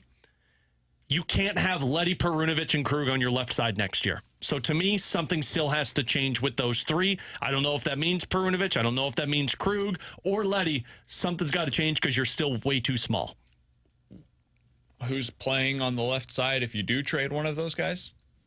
The guy you're acquiring? Okay. Yeah. So you're acquiring one of them. What if you don't acquire a defenseman this offseason? Then let's say it's Perunovich that gets traded, and it's Krug, Tucker, and Leddy. And you were praying that Theo I gotta Lynch. chill. You were a sexy one. You felt that Got a too? sexy one. You're like, oh man. Didn't like the way that one felt. Yeah, if that happens, the Blues are praying that Theo Lindstein does become Alex Pietrangelo, like ESPN said he was last year. Okay. Yeah, I mean, you've got a couple of guys on the left side in the minors. My boy Leo Loof, who did not take the step I was hoping for. Lindstein, and then they've got this other one that they're pretty high on, I think Buchinger. Those are three guys, but those are three guys that are all smaller defensemen. You need some size. You don't have it on your roster right now, which is part of the reason why I think the 16th overall pick will be a left-handed Mongoon defenseman. On the timeline thing, by the way, in the roundtable that we had with Doug Armstrong earlier this week, he did bring up the guys that you take in the second round, even if they're early second rounders, based on the numbers that they have available to them and looking at this over the last decade or whatever, they believe that those picks typically take 3 to 5 years to reach the NHL level, to be contributors to the lineup. That doesn't mean they become stars in 3 to 5 years. That means contributing on the NHL level, it's a 3 to 5 year wait for second round picks typically for guys that they select. The guys that they took last year at the back end of the first round, I bet you it's probably their expectation is closer to the 3 years. 2 to 3 probably. So we're talking about another couple of seasons most likely before they impact your NHL roster in any kind of a meaningful way. So just keep that in the back of your mind as you're thinking to yourself, okay, when should we be anticipating some of these guys hitting the NHL roster? For Dvorsky, it's different. That's a top 10 pick. They expect a year or two for those guys. For guys that are selected back end of the first and then second round picks, it's expected to take quite a while. To that point, put that into play with Scott Perunovich. He was a second round pick in 2018. 3 to 5 years would have been last year. And he got to the NHL in the 3-year window, but then he also had back-to-back injuries. So, I mean, that's why I would label it as probably one of your last shots, because now you're in that 3 to 5 window, and once you get beyond that, now you're talking about, okay, who are you? One quick update on the Cardinals game. They have made it through 3 2/3 innings with Matthew Liberatore. They're going to Chris Roycroft in the 4th inning. They've got 2 outs. I'm a little surprised that they're not going to have to use Andre Palante, but my guess is they're just going to try to fill this thing through. They've got Roycroft in right now. They probably try to get 4 outs with him, would be my guess. Try to get through the 5th. You've got Leahy most likely available today. Big Arms will be available, too, if it's still this close. Yeah, and then you just try to close it out. Yeah, and since Liberatore gave you a fighting chance through 3 innings, now you're back into let's try and win mode. I thought early on, if Liberatore, especially since, gave up back-to-back home runs to start the game, I thought at that point it was, okay, it's just more of survive this game. If they can keep this close and Roycroft can do his job and get them through to the 5th inning, okay, all of a sudden it becomes we've got a chance to win this game and take 2 or 3 from the bad Marlins. Because Skip Schumacher knows the Cardinals roster and knows Matthew Liberatore, this is the game he's going to need a hug after if the Marlins lose. Dude. Yeah, You're totally correct. I might text him and say he is going to need to lose, but it should be 4-2 if this team could hit with runners in scoring position. 1 because for 9 with runners in scoring position. Second and third with how many outs, BK? It's not good. And 0. He didn't want to answer. 0. It is worth noting they are stealing like crazy today. They are running at all times. Aggressive. Arenado has a steal, which is wow. Michael Ciani has multiple steals. Pages has in a this game. steal. That's the wow.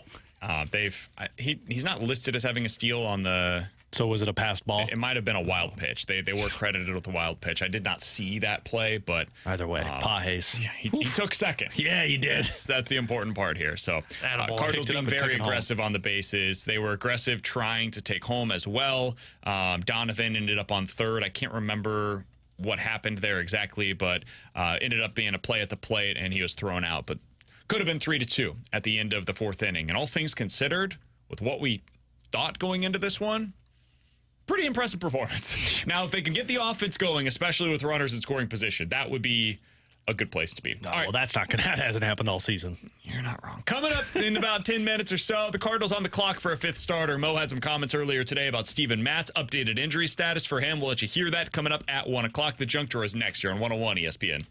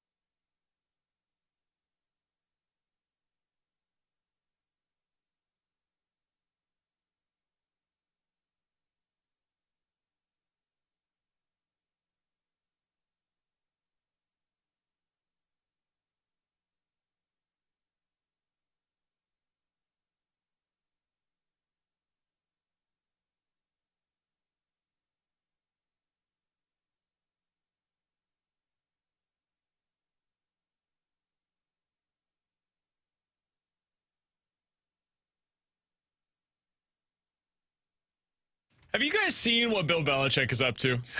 Living his dream, man. Retired life. No more football. Roasted. So we saw Rob Gronkowski at said roast talk about Bill Belichick's girlfriend being 24 years old. Legend. I don't think I realized the reference at the time because I knew he was dating somebody younger. I don't think I realized she was 24. He's like 74, right? He's getting up there. So like they are like half a century apart. Alex brought up because he was seen today shirtless, No, I wasn't. leaving a house. Oh, sorry. Ferrario's walked around the office. Technically, I am shirtless at home. I don't wear them very often, but not here. Not at Come a on, 24-year-old's Ginny's here house. today. It's very important. So Bill Belichick was seen leaving his now 24-year-old girlfriend's house earlier today, shirtless. Good God. Appearing to like sneak out of the house like you did, Alex, when you were 14 years old, going over to the girl's place down the street as you were sneaking out of your window and then coming back at 4 a.m. Yeah, but I didn't look like Bill Belichick with my shirt off, though. Yeah, not when you were you weren't 70 at the time. What? How do you think they met? That's what I want to know. How do you think Bill Belichick is like, you know what? Is he bar I'm hopping? back into the dating game. I've got to find the woman of my dreams. Maybe he saw. Is he like hopping on Tinder and Grindr and the other would be Grindr that are out there? It would be Grindr, man. What is he doing out here? Never do Farmers this. only? Farmers only, absolutely Bill Belichick. Like, no, it's absolutely Tinder. And Bill Belichick does he play at the same monotone or does he have a phone voice? You know what a phone voice, like when you pick, like Tanner when he's on the phone with our guest. Hi, this is Tanner Hendrickson. Is that Bill Belichick or I is don't know it? why I had to be thrown under the bus Well, here. it's a phone voice, man. Or is it just strict the monotone? Hi, I'm Bill. I'm unemployed. I like to make homemade dinners, long walks on the beach, and I like football. Apparently they were on a plane together. They met Hi, each other on a I'm Bill. plane. Can I go to I got to use the lavatory. Can you move, please? Hey, are you going to finish those air peanuts or can I have some of those? He was Have fun on the first date. I'm more focused on the second. he was taken by her philosophy project Focused on at the next week. time. A what? They were talking about her philosophy They were project. philosophizing? I guess. So she's a college student. He autographed a copy of her textbook that was called Deductive Logic. I hope he Tell me he put his phone number on that Dude, book. if he did, Bill, so much respect. Tell me he put the phone number on He that wrote, book. Jordan, thanks for giving me a course on logic. Safe travels. I'm going to give you a course on love. Call me Bill B. Come on, man. Use the pickup Unbelievable, lines. dude. What do you mean And then- unbelievable? How do you and think then I got did my she reach wife? out? Then how did she get in literally- contact with him? I don't. I'm assuming he wrote his number or gave That- it to he her had to. afterwards. I got He's logistics on life. He's not on like any social media that I know of that He might you be could on DM. LinkedIn. He doesn't even allow his face to be on Madden. You think he's going to put himself somewhere on Yeah. dating websites? I mean, maybe. Maybe his dating picture is the guy on Madden. That's not him. Dude, well, what no, a he looks life. better. That dude on Madden looks better. My guy was just Well, out he should here use it. boarding a plane, getting ready to go somewhere, and he's sitting in coach, and he's next to this, what he believed to be a beautiful 24-year-old woman. Why are you making her younger, man? It kind of feels that way. He's literally 3 times her age. Yeah. A beautiful 24-year-old girl, and he says, hey, tell me about your homework that you're doing. You need help with Says, that "Well, algebra? it's a philosophy project. And he says, I would love to learn more about that. And I would also love to love you. And she said, okay, let's do this. And then he's seen Literally, she said, let's do this. And he's seen leaving her house shirtless, and I mean, the rest is history. there's no like getting yourself in shape for that individual if you're 70 something years old, right? Like what you see is what you get. Dude, he's got to be living his dream life right now. He is Robert De Niro in Bad Grandpa. That is what he is right now. He is Robert De Niro in Bad Grandpa. And technically he's Robert De Niro because doesn't he have a baby? He's basically just Leonardo, just 20 years from now. Yeah. Like, this is what he's going to be doing. Yeah. He's been doing it his entire life. Belichick said, I want to try that. I want to give that a try. I only want to try. I'm unemployed. Let's see what that looks like. Yeah, I only want to try and date people that could be my grandkids' age. Dude. Imagine her bringing him to like the first Thanksgiving. Hi, I'm Bill. Her parents are younger than him. You know that? Have you seen the Dobbs commercial where the girlfriend's like, "You're gonna love my boyfriend," and then he goes, yeah. "Oh, it's the guy from Dobbs. That's got to be the dad." Oh, you're Bill Belichick, the old Patriots Will coach. you sign my Patriots jersey? Yeah, I am Bill. I love I'm your a daughter. Jets fan. Hey, Hannah, you want to come over tonight? I'm going to make lobster tails, if that's all right with you. I think he's got a place in the Hamptons, so like, I bought this movie. kudos to her. I don't know if you've ever heard of it. It's cheaper by the dozen. We should watch it. You think that's his go-to? I feel like he's definitely, you know, once you get into dad mode, T-Bone's been here for 20 years, you start watching World War II movies. That's just, you exclusively are watching either the History Channel or a war movie. Bought this documentary on World War I if you'd like Private to watch. Ryan just is a constant loop at his house. It's like rappers on MTV Cribs where it was Scarface. Yeah, his is Saving Private Ryan or Beetlejuice. And she'd be like, what? You like Beetlejuice? Starts with a B. I'm Bill Belichick. Good for Belichick, man. All right. And I hope I'm him. You know, just looking good still at 70 years I old. was wondering which aspect of his life you were specifically Almost got referencing there. No, I didn't. No, I hope I'm him. Olds, divorced, unemployed, marrying a I hope I'm 24-year-old. him Like, in terms that of was the route we were going for being here. 70 years old, looking good, and still having a life. Because typically when you get to that age, man, it's shut it down. We're good. But Bill's out here just living his dream, going on yacht rides with his girlfriend. Signing up for Tinder at the age of Grindr. 72. Coming up in FarmersOnly.com. 15 minutes, we'll get into NFL quick hitters. But next, the Cardinals are now on the clock to find a fifth starter because of the update on Steven Matz. We'll let you hear from Mo on Steven Matz next year on 101 ESPN. Yeah, I like football season and all the things that go with it.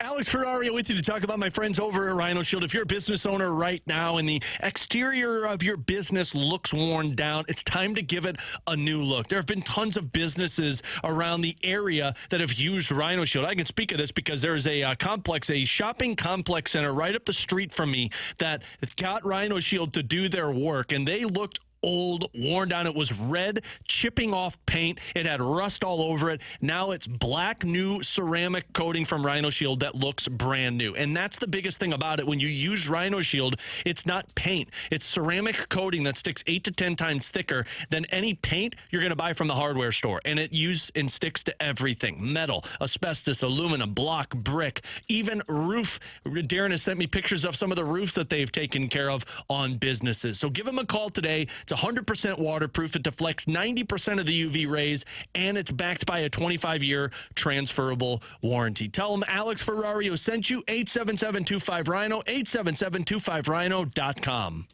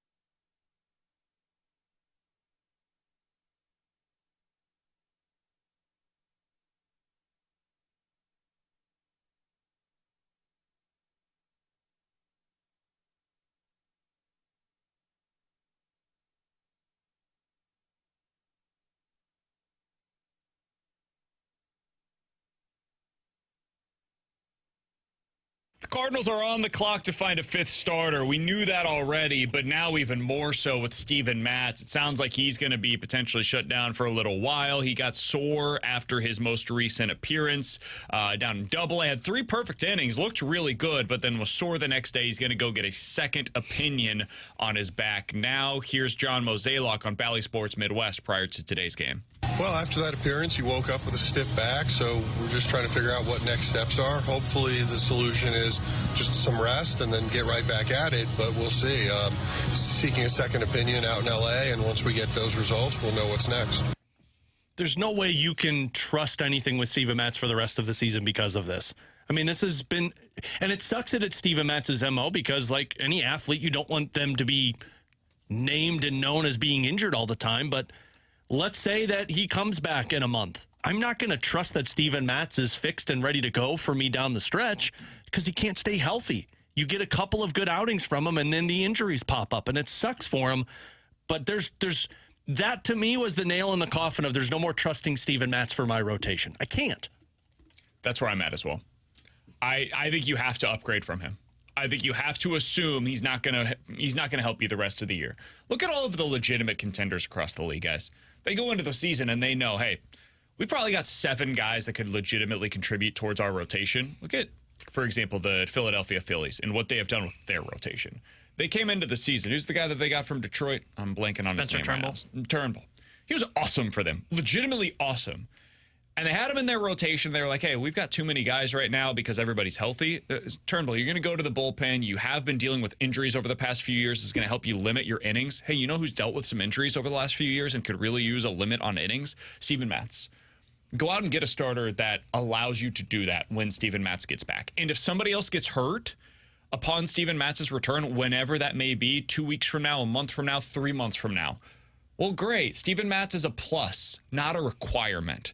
You should not be viewing Steven Matz as something you have to have in order for your rotation to be manageable. And that's how it feels right now. When you look at the Cardinals' current rotation, Matz is a necessity. He's got to be a part of it. You can't keep operating that way.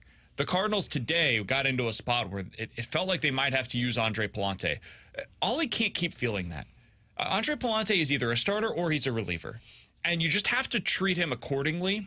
And so when you get to those spots, if you have a guy that is just a 5th starter, is just truly a starter. Like, I'm never going to talk about, hey, should the Cardinals pull Lance Lynn and put him into the bullpen for today? No, he's a starter. You're never going to do that with Michaelis or with Gibson or with Sonny Gray. But with the last guy in the rotation right now, you feel that way, whether it's Liberatore or if it's Pallante. They need to go out and make a move. And I understand it's hard to do that right now because the prices are really high. Prices are higher now than they probably will be at the deadline because to make a move early, you've got to feel like you're never going to get a better offer than that one. But the Cardinals might be in that spot. They might be that desperate. The other thing you could do is trade for a guy that just helps you right now that is legitimately a number 5 starter. Allow that to be the guy that helps you get to the deadline. And then once you're at the deadline, if you're still really in it and you feel like this is a team that is worth investing in, now you can go get that front end guy. Now you can go get the top 2 starter and figure out what to do with the guy that you just got. Maybe that means he ends up in your bullpen. Maybe it means that you DFA him or you flip him for somebody else. But that's the way that they should be operating right now. You got to go out and in the next few weeks, the priority should be landing somebody that can legitimately help them in the rotation. Yeah, and that's why I never understood why they never claimed Brad Keller when he became available. And Boston went out and got him, and they didn't even need pitching help when they acquired him. But you can never have too much, and I feel like the Cardinals, I don't know if you guys feel this way, but it kind of goes to your point with Steven Matz. It always feels like they just operate with, hey, we've got 5 starters. Yep. That's all you need, 5 starters. We've got a 5-man rotation. We are going to be good to go. No, that's not baseball anymore. You need like 7 starters deep. And that's why if they can't go out and acquire somebody at the deadline or they need to go acquire somebody at the deadline, now I'm looking at this team going, okay, insert starter that you acquired. You got the 4 guys already in the rotation. Matz is now in the bullpen. Plante's back in AAA, still staying stretched out to be your number 7 starter. Okay, now we're talking about real depth. Not what they said coming into the season where our depth's improved.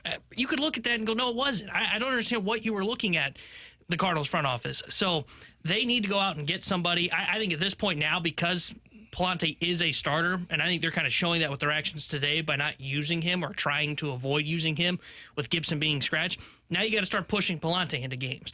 They can no longer be going with a short leash with Andre Pallante as the 5th starter because they thought they had Matz coming back in 2 weeks. So you could kind of pull out Palante early like they did in that Cubs game and say, okay, we can kind of manage through this. That's no longer the case because I don't know when you're going to see Steven Matz. Palante's the 5 until you get to about the trade deadline. So he's got to start being able to go deeper into games. I'm with BK. I think you need to go make a move now. Because over the next, 24, 25 games or days leading into the trade deadline, you have 3 days off. Or the All-Star break, you have 3 days off. And, I mean, you are still in this stretch where you separate yourself from the pack. You've got the Giants, you've got the Braves, you've got the Reds, you've got the Pirates, you've got the Nationals, you've got the Royals, you've got the Cubs. You've been able to keep your head above water throughout this stretch. I don't know if you can do this for another 4 more weeks unless you go out there and go acquire somebody so Palante can be your 6th starter, because now you are relying solely on Gray, Michaelis, Kyle Gibson to be the innings eaters for you. And we've already seen Gibson have a back thing pop up. We've seen them be very skeptical of how long they can use Sonny Gray. I mean, you really are trying to limit and walk on eggshells right now, and you can't do that for another 3 weeks going into the All-Star break. So the other bit of news yesterday, and this is a Major League Baseball one, it does affect pitching, and it does affect pitching in the minors, is that Major League Baseball sent a memo to all farm directors on Tuesday indicating that beginning on June 25th, so starting next week, all AAA games will be using the challenge system for the ABS instead of the full ABS. What they had been doing for the season, now AAA has moved to basically 6 games in a week. They get 1 day off every single week. And in those 6 games, 3 of them have been the full automatic ball strike system. And 3 of them have been the challenge system. So for half of the week, you've got the automated zone. And for the other half of the week, you've got an umpire back there that is still calling balls and strikes. And if you disagree with it, you can challenge it. And they get 3 challenges. And if you win them, if I'm not mistaken here, T-Bone, you end up continuing on from there. But you get 3 challenges. And if you get them wrong, whatever, you lose them for the game. Kind of like a challenge system in Major League Baseball as it currently exists. But this is for the balls and strikes. What this tells me, Alex, is that whenever they get this to the major leagues, which is coming sooner rather than later, people need to be ready for this.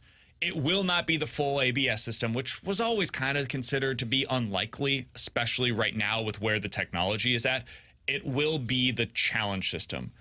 And I think that's the right way to operate. Agreed. I've always felt like that was the better way for Major League Baseball to go. I don't think we're ready for a full automatic ball strike zone. I think we should be in a place where you get into a tough spot, a big call. We've seen this a couple of times over the last week for the Cardinals, where it's late in a game. Gorman had one, I think, where he struck out at the very end. It was not a strike, should not have been called a strike, and they called it one. If they had gone to the ABS system for the challenge, he would have got it right. He continues to have that at bat. It's quick, comes up on the screen, shows that it went across the plate or it didn't go across the plate, and you keep that at bat going. Should be super simple, easy to implement. Provide some big-time moments in the postseason as well, or in a big game where you got a big call late. I think this is the right way to go about it. I'm glad Major League Baseball has made this decision. It will also make it easier for pitchers to translate from AAA to the major leagues, because the zone that they had been using down in AAA, Alex, has a shorter zone. So the guys that were using the high 4-seam fastballs, a lot of those were not called strikes. Zach Thompson, for example, it really affected him over the last couple of seasons. So this should make it easier for us to evaluate some of those guys that are trying to get that high strike in AAA. Yeah, the plan isn't to change the entire game. It's to make sure you get the right call. And I think that's what you're accomplishing when you do that, to where you still have that balls and strikes called by the umpire. But when you realize that something as drastic as like the Gorman reference that you were talking about, where that was an obvious, blatant ball that you called a strike to end the game, you can challenge it. And that keeps the game right rather than ending it on something that somebody can use as an excuse. And I think that's the smart move with baseball. Yeah, I like this. I've seen this system in person when I was in Nashville like a month and a half ago.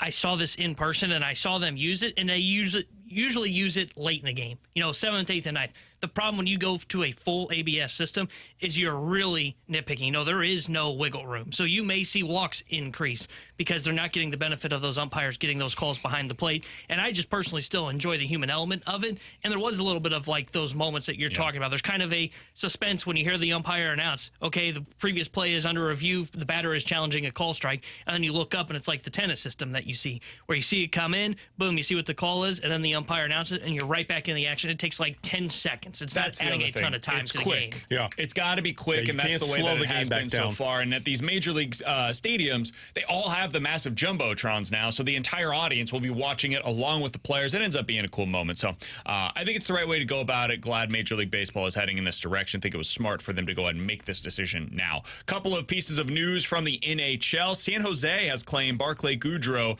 off of waivers. Alex, smart move. He's an asset. He is making more money than he's probably worth right now. It's a distressed asset. And if you're San Jose, what the hell else are we going to do with our cap space? Nobody wants to come sign here. We're a bad team. Let's go ahead and claim him. And if he plays well, we'll trade him at the deadline. This is the smart way to operate. It's what the Blues decided to do with Kasperi Kapanen and Jakub Vrana. San Jose is basically doing that with Goodrow. And San Jose has to get to the cap floor. That's $3 million, and it saves the Rangers to open up some cap space. And Goodrow started his career in San Jose, so that's a good veteran move for them. Other thing from Pierre LeBrun, word is that the Hurricanes at this point are in the process and have received concrete trade offers for Martin Necas, but obviously nothing yet that they would say yes to. He adds that it should continue to heat up next week at the draft in Las Vegas. When I asked Doug Armstrong earlier this week about RFAs and if guys that are kind of in that 26 to 28-year-old range, is that something that does appeal to him this offseason given where they're at? He said very clearly, yes, that is something that we're looking into. It is. I wouldn't be doing my job if I wasn't. And those guys that have term left or can get term by extending in that age range, that is the kind of thing that they're looking to do potentially this offseason if they make moves. Here's the real question. If they've received concrete trade offers, do you believe that the Blues have put one in? Because they don't have a decision on Pavel obviously Buchnevich. speculation, Yeah, but they don't have a decision. It seems like they're still negotiating with Pavel Buchnevich about a contract extension. I don't think they're putting Pavel Buchnevich in a trade conversation if they're talking with him still. And I don't really know what else you have to offer to Carolina. Picks. Maybe. I mean, it could be that they're not getting the offers that they're looking for because Necas is going to need a pretty significant contract. And so maybe they end up just getting future picks, future assets. But they need scoring punch, and they're not getting Jake Gensel. It sounds like Gensel's leaving, and if you're trading Martin Necas, you need to replenish your top six. Could be that they also want to say, hey, we need picks so that way we can have that salary spot ready to go for us instead of having that locked in with Martin Necas. This is a total tinfoil, so like red alarms. This is me speculating here. Kerber would be an interesting one. Oh, I wouldn't do that. Kyra's a better player. If you're bringing back Pavel Buchnevich. Yeah, I wouldn't do that. I would like if you're just telling me one for one, who would you rather have, Martin Necas or Jordan Kyrou? I'd rather have Jordan Kyrou, and Martin Necas is probably going to get too much money for me to have that be a close call. If it was like Martin Necas is going to get $4 million this offseason, so you're offsetting $4 million, maybe then it's a convo. I don't think it is a conversation. I don't think Necas is getting more than $6 million. I don't think so, but at $6 million for Necas or $8 million for Kyrou, I'd rather have the $8 million for Kyrou. Yeah. What a play by Alec Burleson. That big boy just did a back somersault. Alec Burleson's turned himself into a decent outfielder, guys. I thought he missed it. I did too when I looked up. I saw both of you look up. Now, he didn't save the run. No, God, There was no saving that run. It was deep into the outfield. The run turtle crawled, the crab walked to home plate. I'm enjoying the Alec Burleson experience. All right, coming up next, NFL Quick Hitters here on 101 ESPN.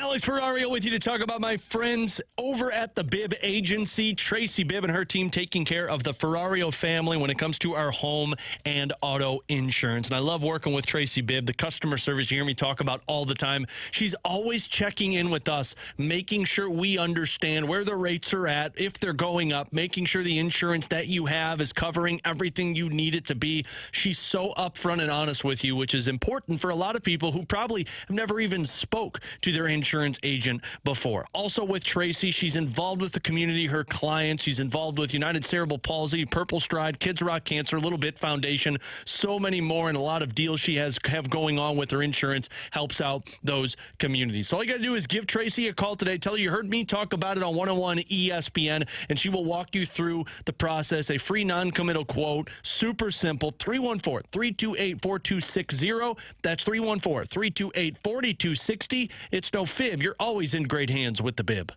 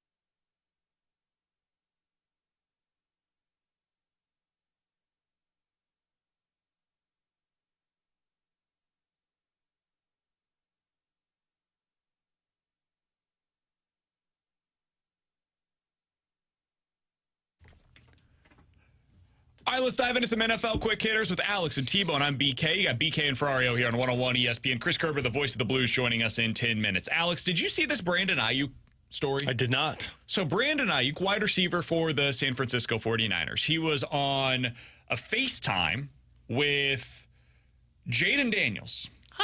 What's a connection there? Well, they were teammates back at Arizona State when Jaden Daniels first got to college. He was with Brandon Ayuk. He was the quarterback there. So they're still buddies, and they were talking via FaceTime, and I guess they got to talking about Brandon Ayuk's contract situation, and Ayuk tells Jaden Daniels, quote, "They said they don't want me back." And Daniels said, "That's it." He said, "I swear, my boy." And then they continued going on from there. Alex, everybody seems to believe this is basically saying, hey, the 49ers told him, "I don't want you back." I don't believe that. There's no chance that's the case. I think that's his interpretation of them not offering him the contract that he's looking for. What do you make of this? Because it is surprising to me that Ayuk does not have a contract yet. You'd think they would have wanted to get that done before some of these other big deals that are being made. I did too, but I think San Francisco knows where they're at And this is what you will get paid from us, and unless you accept it, we're not going up anymore. Like, I think they seem like the type of organization run properly that knows how much money they can spend on certain assets, i.e. giving Christian McCaffrey the contract extension. They know what their budget is and to how to keep this train continuing to run, and they know what the price is for Brandon Ayuk, and they said it's either this or you're nothing. Well, and if you're Brandon Ayuk, though, I wouldn't do it. I also know what my price is. Yeah. I'm a better player than Amon-Ra St. Brown. Amon-Ra St. Brown got $30 million a year. So I'm not taking a penny less than that. And welcome to why this is happening right now. And I don't believe teams are offering what San Francisco deems usable enough to trade Brandon Ayuk. And I think that's why you're just saying it at the pass. San Francisco's just expecting the Ayuk to come back because that's the only way you're going to go elsewhere. I think their whole plan is, hey, we're just going to push this all in right now.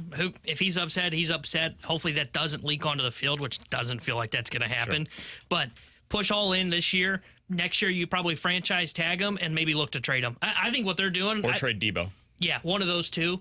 I think what they're tipping their hand here is that they plan to probably pay Brock Purdy coming up soon because he's due an extension. I think he's got one more year after this year left on his rookie deal, and then they've got to pay him. And I think if you're going to pay him, you can't be paying both Brandon Ayuk and Debo Samuel, so somebody's got to go in that group. If I'm him, I would be pointing to the contract that A.J. Brown just signed. They have the same number of touchdowns. He has like 300 fewer yards over the last couple of years than A.J. Brown. Now, I think A.J. Brown's a better receiver. But A.J. Brown got a 3-year deal worth $32 million per season.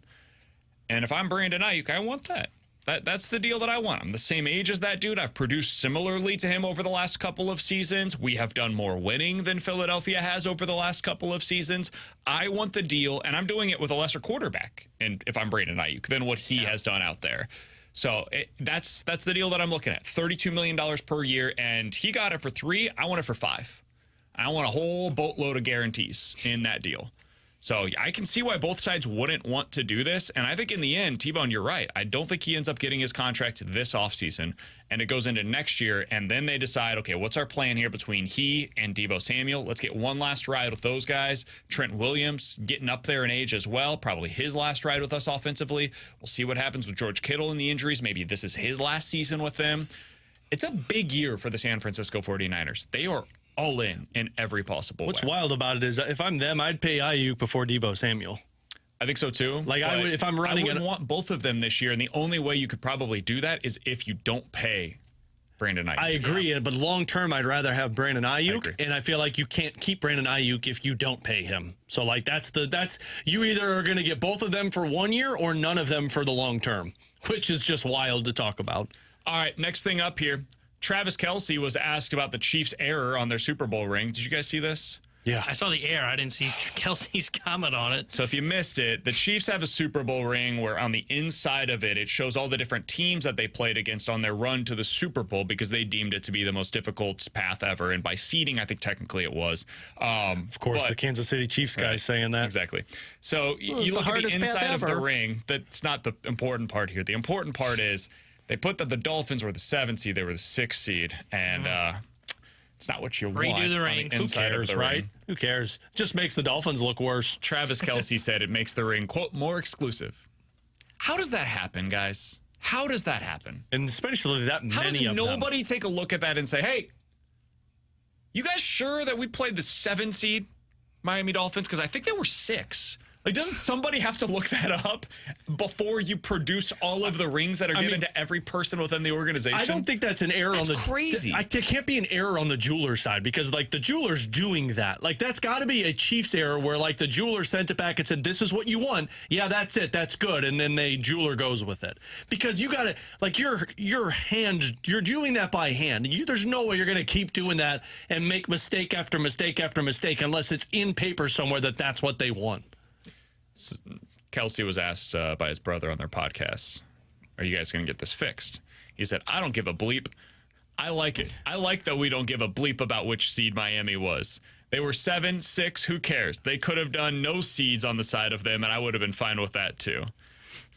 Honestly, oops, we screwed up. That comment. Just makes it even more exclusive. We screwed up about something that means absolutely nothing. This is why I love the Kelce brothers, man. They don't care. They're just like, yeah, screw it. I got 3 of them. What do I need one that's fixed for? It's more exclusive. He'll take it to Pawn Stars in about 50 years and be like, oh, this is a rare Super Bowl ring. What a ridiculous mistake, though. And then one other thing for the NFL. They announced that the in-season version of Hard Knocks will be in the AFC North this year. I mean, the one positive is you'll see the Steelers quarterback situation, so you'll have that going on. That's a positive. Yeah, I guess. I don't want to watch Russell Wilson. The Bengals will be kind of interesting, hopefully. And the Ravens should be legitimately compelling down the stretch. Will be good. So I guess I see the appeal. You're probably going to have a contender or two going down the stretch, and that'll be fun to watch. But otherwise, man, like, I just want one team. Just give me one team. Well, by that time, too, the Nick Chubb's going to be injured with the Browns, so they won't matter. Yeah. Pick a team and go ahead and chronicle them throughout the season. They decided that it's too much of an unfair advantage to have one team chronicle. At least just pick a division that's interesting. Like, that one's not very interesting. If you had to pick one division this year, who would you go with? I'd go with the AFC I would go with the East. But the Jets just were on Hard Knocks, so there's no chance they would have accepted that. Yeah, and the Dolphins were just on this last year. The Bears are on, because I'd go with the Bears division, but they're already on the. They're on preseason, so you can't do that one. That one would be the one I'd probably look at. You definitely don't want the NFC or AFC South. No. Not interesting. I think you probably just go AFC. This is probably the one that you would choose. Yeah, but like one NFC team is interesting. West wouldn't be bad with San Fran.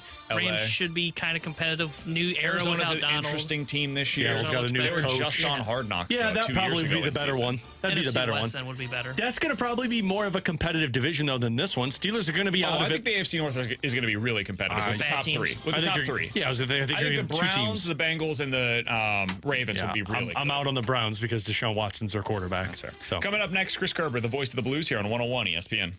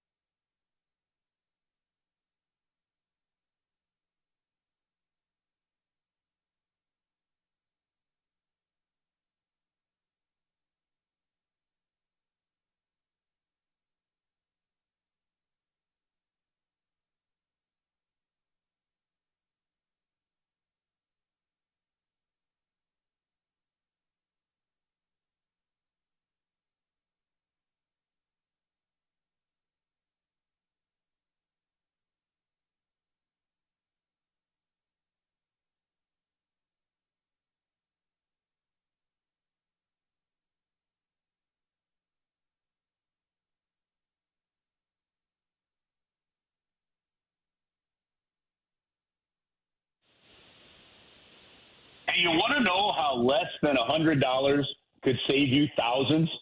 I want you to think about this. How can I spend less than $100 to make sure that I don't have to spend well over $1,000? It's pretty simple. Get your air conditioning unit tuned up right now by Classic Air Care. Don't wait until the summer heat gets to the point that your AC unit breaks down and then you may have more costly repairs when all you had to do was spend less than $100 and get it tuned up. And right now, if you go to classicaircare.com, right on their main front page, you will see that they are offering a tune-up that is normally $109 for $89. Now, that expires on June 30th. So you've got to call Classic Air Care for details. Get on the website right now, classicaircare.com, and check out the deal they have. They're going to make sure that your air conditioning unit is up and running and absolutely ready to go. How about this review? Vince, the technician, was very polite and timely. Took his time to answer any and all questions we had. Also made sure we completely understood the service he provided. Great guy working for a great company. Excellent experience. That's from Christopher. He used Classic Air Care. Take advantage of the deals they're offering right now before the end of June to make sure that your air conditioning is ready for the hot St. Louis month of July. And you can get all the details at ClassicAirCare.com. They've been making people comfortable since 1926.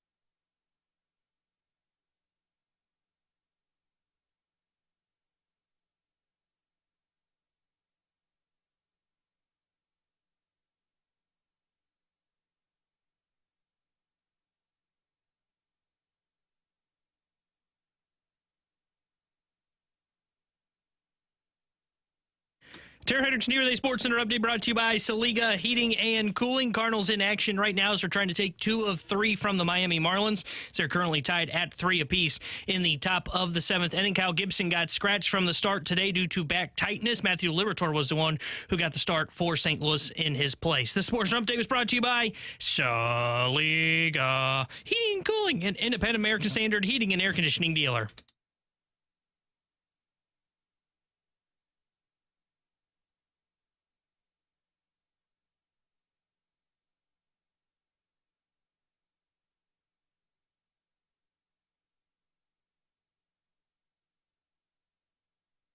With Alex and T-Bone, I'm BK. Happy to go out to the 101 ESPN hotline to have our weekly conversation with the voice of the Blues. He's Chris Kerber joining us here on the show. Kerbs, appreciate the time as always, man. Let's start it off with the obvious question. As of today, who would be your Conn Smythe Trophy winner? We will be waiting on baby Well, Brad. Brandon, I think that's a good question. I'd probably go with Sergei Bobrovsky because I heard you say Connor McDavid earlier in the show, and I don't like your opinion.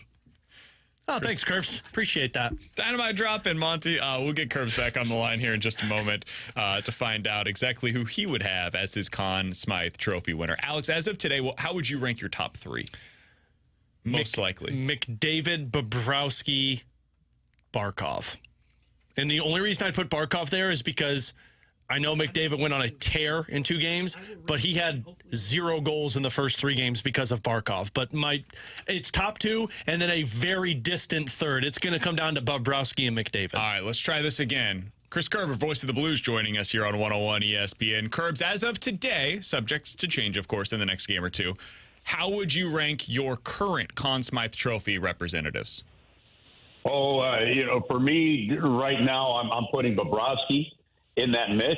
And then honestly, I still believe that if Florida wins, you have to be just so outstanding in that losing cause. And I know that Connor McDavid is, right, in this case. But if the Florida Panthers win, if it's not Bobrovsky, I think you got to go Alexander Barkov before you go Connor McDavid.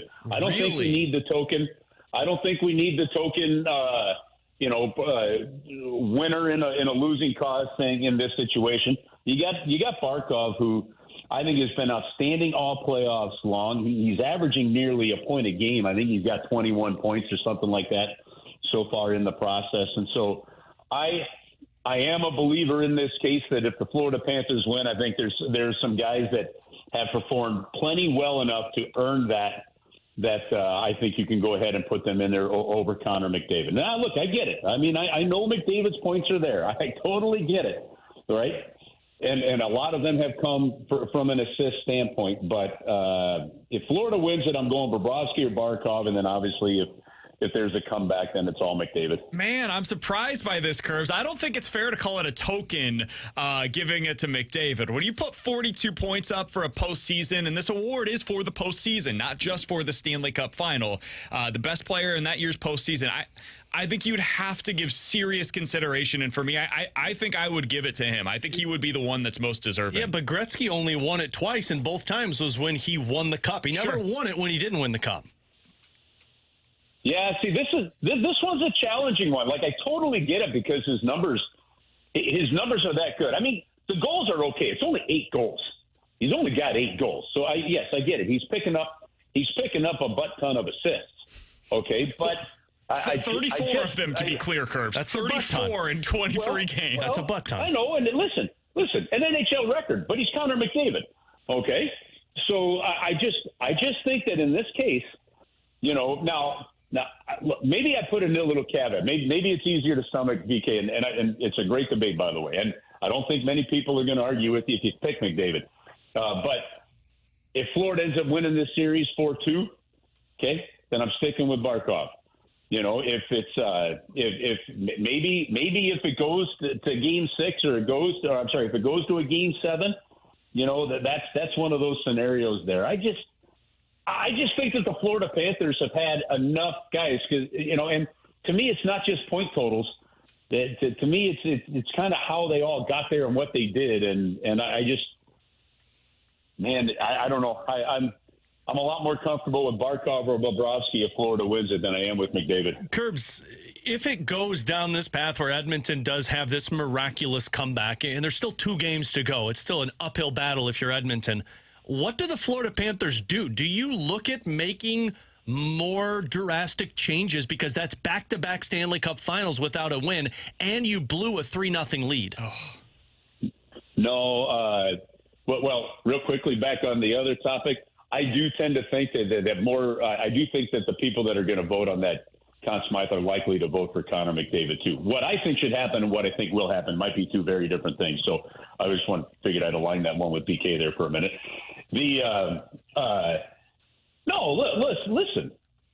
I don't think this series is still going on if Florida would quit with the stupid passes, the blind passes on the power play that's allowed shorthanded goals that have really taken some momentum away from them. I think if Florida can stay out of the penalty box here, they're going to be fine, and they're still going to win this series. I do believe that. Now, if it does happen, as you say, if there's a comeback, drastic changes, no. You've been to back-to-back Stanley Cup finals. You're knocking on the door. You had a 3-0 lead. Sometimes it might just be luck. Sometimes it might just be a tweak. Is it somebody else out there on the power play than Brandon Montour? I don't know. But it's that kind of tweak. But I wouldn't be making drastic changes. And plus, they're in such a good spot with some of their ages and some of their contracts that they're going to be good, and they're going to be a threat for quite a while here. We're talking to Chris Kerber, the voice of the Blues, here on 101 ESPN. Curbs, there was a trade made a little bit earlier today. Jacob Markstrom going to New Jersey. He's going to be their new franchise goalie for at least the next couple of years. There was salary that was retained, so it's going to be about $4 million each of the next 2 years for New Jersey. And in return, they're sending a 2025 first-round pick that is top 10 protected, and one of their young defensemen, 6'6", 230 pounds, played some second and third pair minutes for them this year in New Jersey. That's what's going back to Calgary. Curbs, when you saw the news earlier today of that deal, what was your biggest takeaway? Well, my biggest takeaway was those people that continue to ask the question, should the Blues make a move with Jordan Binnington, right? This kind of shows you, that's a pretty doggone good goaltender to get traded. Would you trade Jordan Binnington from your team for that? No chance. And the answer is clearly not a chance. So it shows you where a bit of the market is. That was my first thought. I think it's a great deal for New Jersey. I think Calgary continues to be in this retool process that they're kind of. Calgary's in that cluttered just rut right now. I don't know how Calgary just kind of continues to plug forward through this, but we'll see what. They're in a rebuild. Craig Conroy has. This is a rebuild. They are, but they're in a rebuild. So. I mean, but the question is what do you like? You've signed. Well, Brad Treliving did, but Huberdeau to that contract, right? Like, there's some things that I think can hamper them a little bit. Having said that, like, here's the thing that I wonder when I see that trade. Like, when you see you keep 31% of Markstrom's salary, so you're telling me that, like, what was the value in keeping that? Kevin Ball in the top 10 for like. If nothing else, shouldn't that pick not be top 10 protected? Where if the New Jersey Devils slip on the banana peel, so be it. Like, I just don't think that.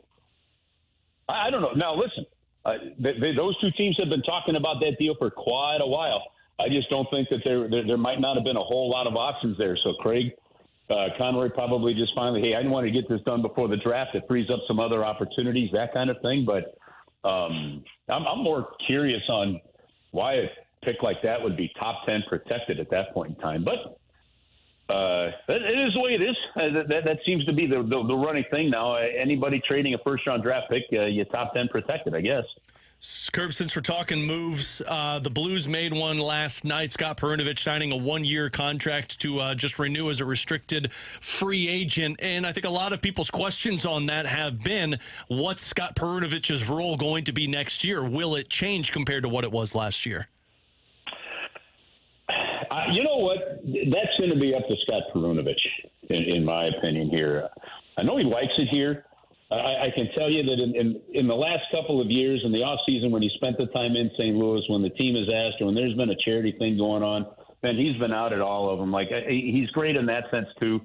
So you want to pull for him here, but he only played 54 games last season. They basically played him the number of games they had to keep him from becoming an unrestricted free agent.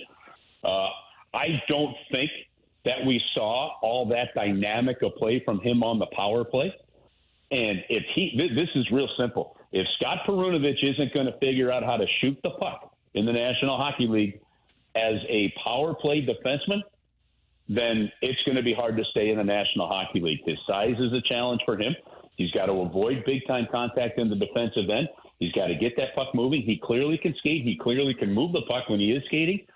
You know, but the real value is supposed to be more offensive-minded, and I don't think we've seen it. I mean, 54 games and no goals. Yeah.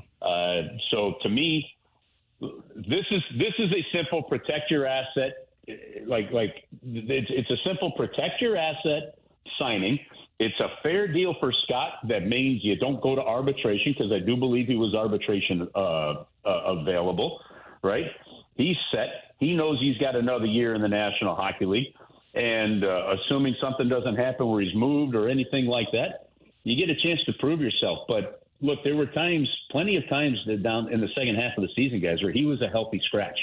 And Scott Perunovich is going to have to find a way to make himself not a healthy scratch. You've got to take that next step now in what will be his 5th season of pro hockey. He's got to take that next step to make it hard for the coach to take him out of the lineup. Hey, Curves, appreciate the time as always, man. We wish you all the best. We'll talk with you again next week.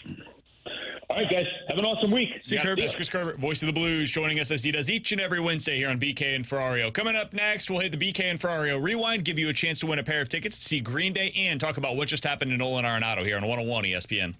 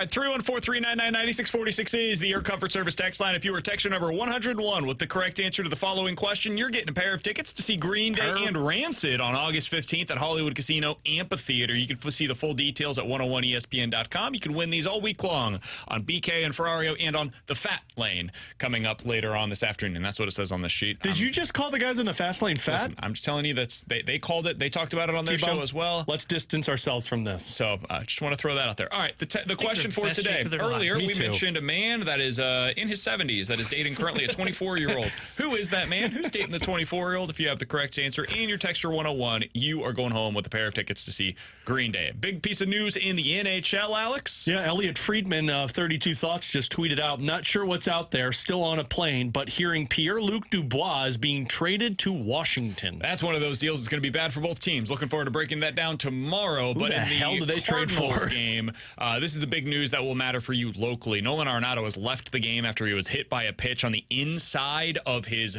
right elbow. He was swinging for a pitch that was at least 8 inches inside the plate. That's why it ended up hitting him. It came in on his elbow, and he has since left the game. It did not look good. He was in a lot of pain. It's almost hard to speculate. I have no idea what this could possibly be, but Alex, looked really, really bad. Yeah, that looked like something that's going to be long-term, not long, like it's going to be impactful for Nolan Arenado. That wasn't just a scuff that you kind of walk it off and you get through after a day off. And that's anytime you're on the ground that long and have to be helped off the field, that's concerning. And I would be very concerned for Nolan Arenado. Yeah, I don't know what you do at third base if he's out for a while. If that is something that will keep him out for a while, I don't know what you do. I think Donovan becomes your third baseman. Yeah. I don't know what you do in the outfield in that scenario. That's where things get really dicey, and I don't know who you would potentially call up either to add in some depth. It's limited. I think you might be playing your boy Dylan Carlson for a long time.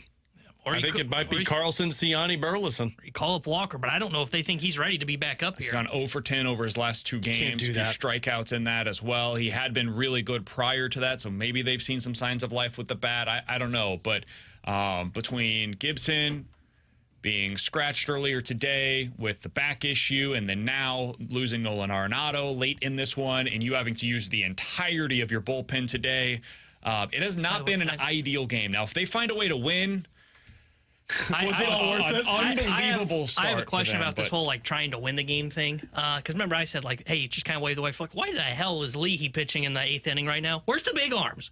Where's the big 3? That is the big. They might think that they have to go to extras. It's a 3-3 game, and they may have to go to extra innings, which is the worst case scenario. I don't think we can get there with Leahy. I mean, you might be able to. Circle of Trust member Kyle Leahy, by the way. Oh, okay, that was a ground ball. I don't know. I just find it interesting he hasn't deployed the big 3 right now. Which is odd, because that's the kind of situation where we would see Ollie Marmol do that right now in a tie game, especially trying to win the series. So again, news in the Cardinals game, Nolan Arenado has left the game due to an issue with his arm. Don't know if it was his elbow, but it was the inside of his arm, back right arm, on a swing in which he was hit by a pitch. I'm sure the Fast Lane will have updates for you post-game coming up a little bit later on this afternoon. For Alex and T-Bone, I'm BK. We'll talk to you guys tomorrow at 11 a.m. Fast Lane coming up next here on 101 ESPN.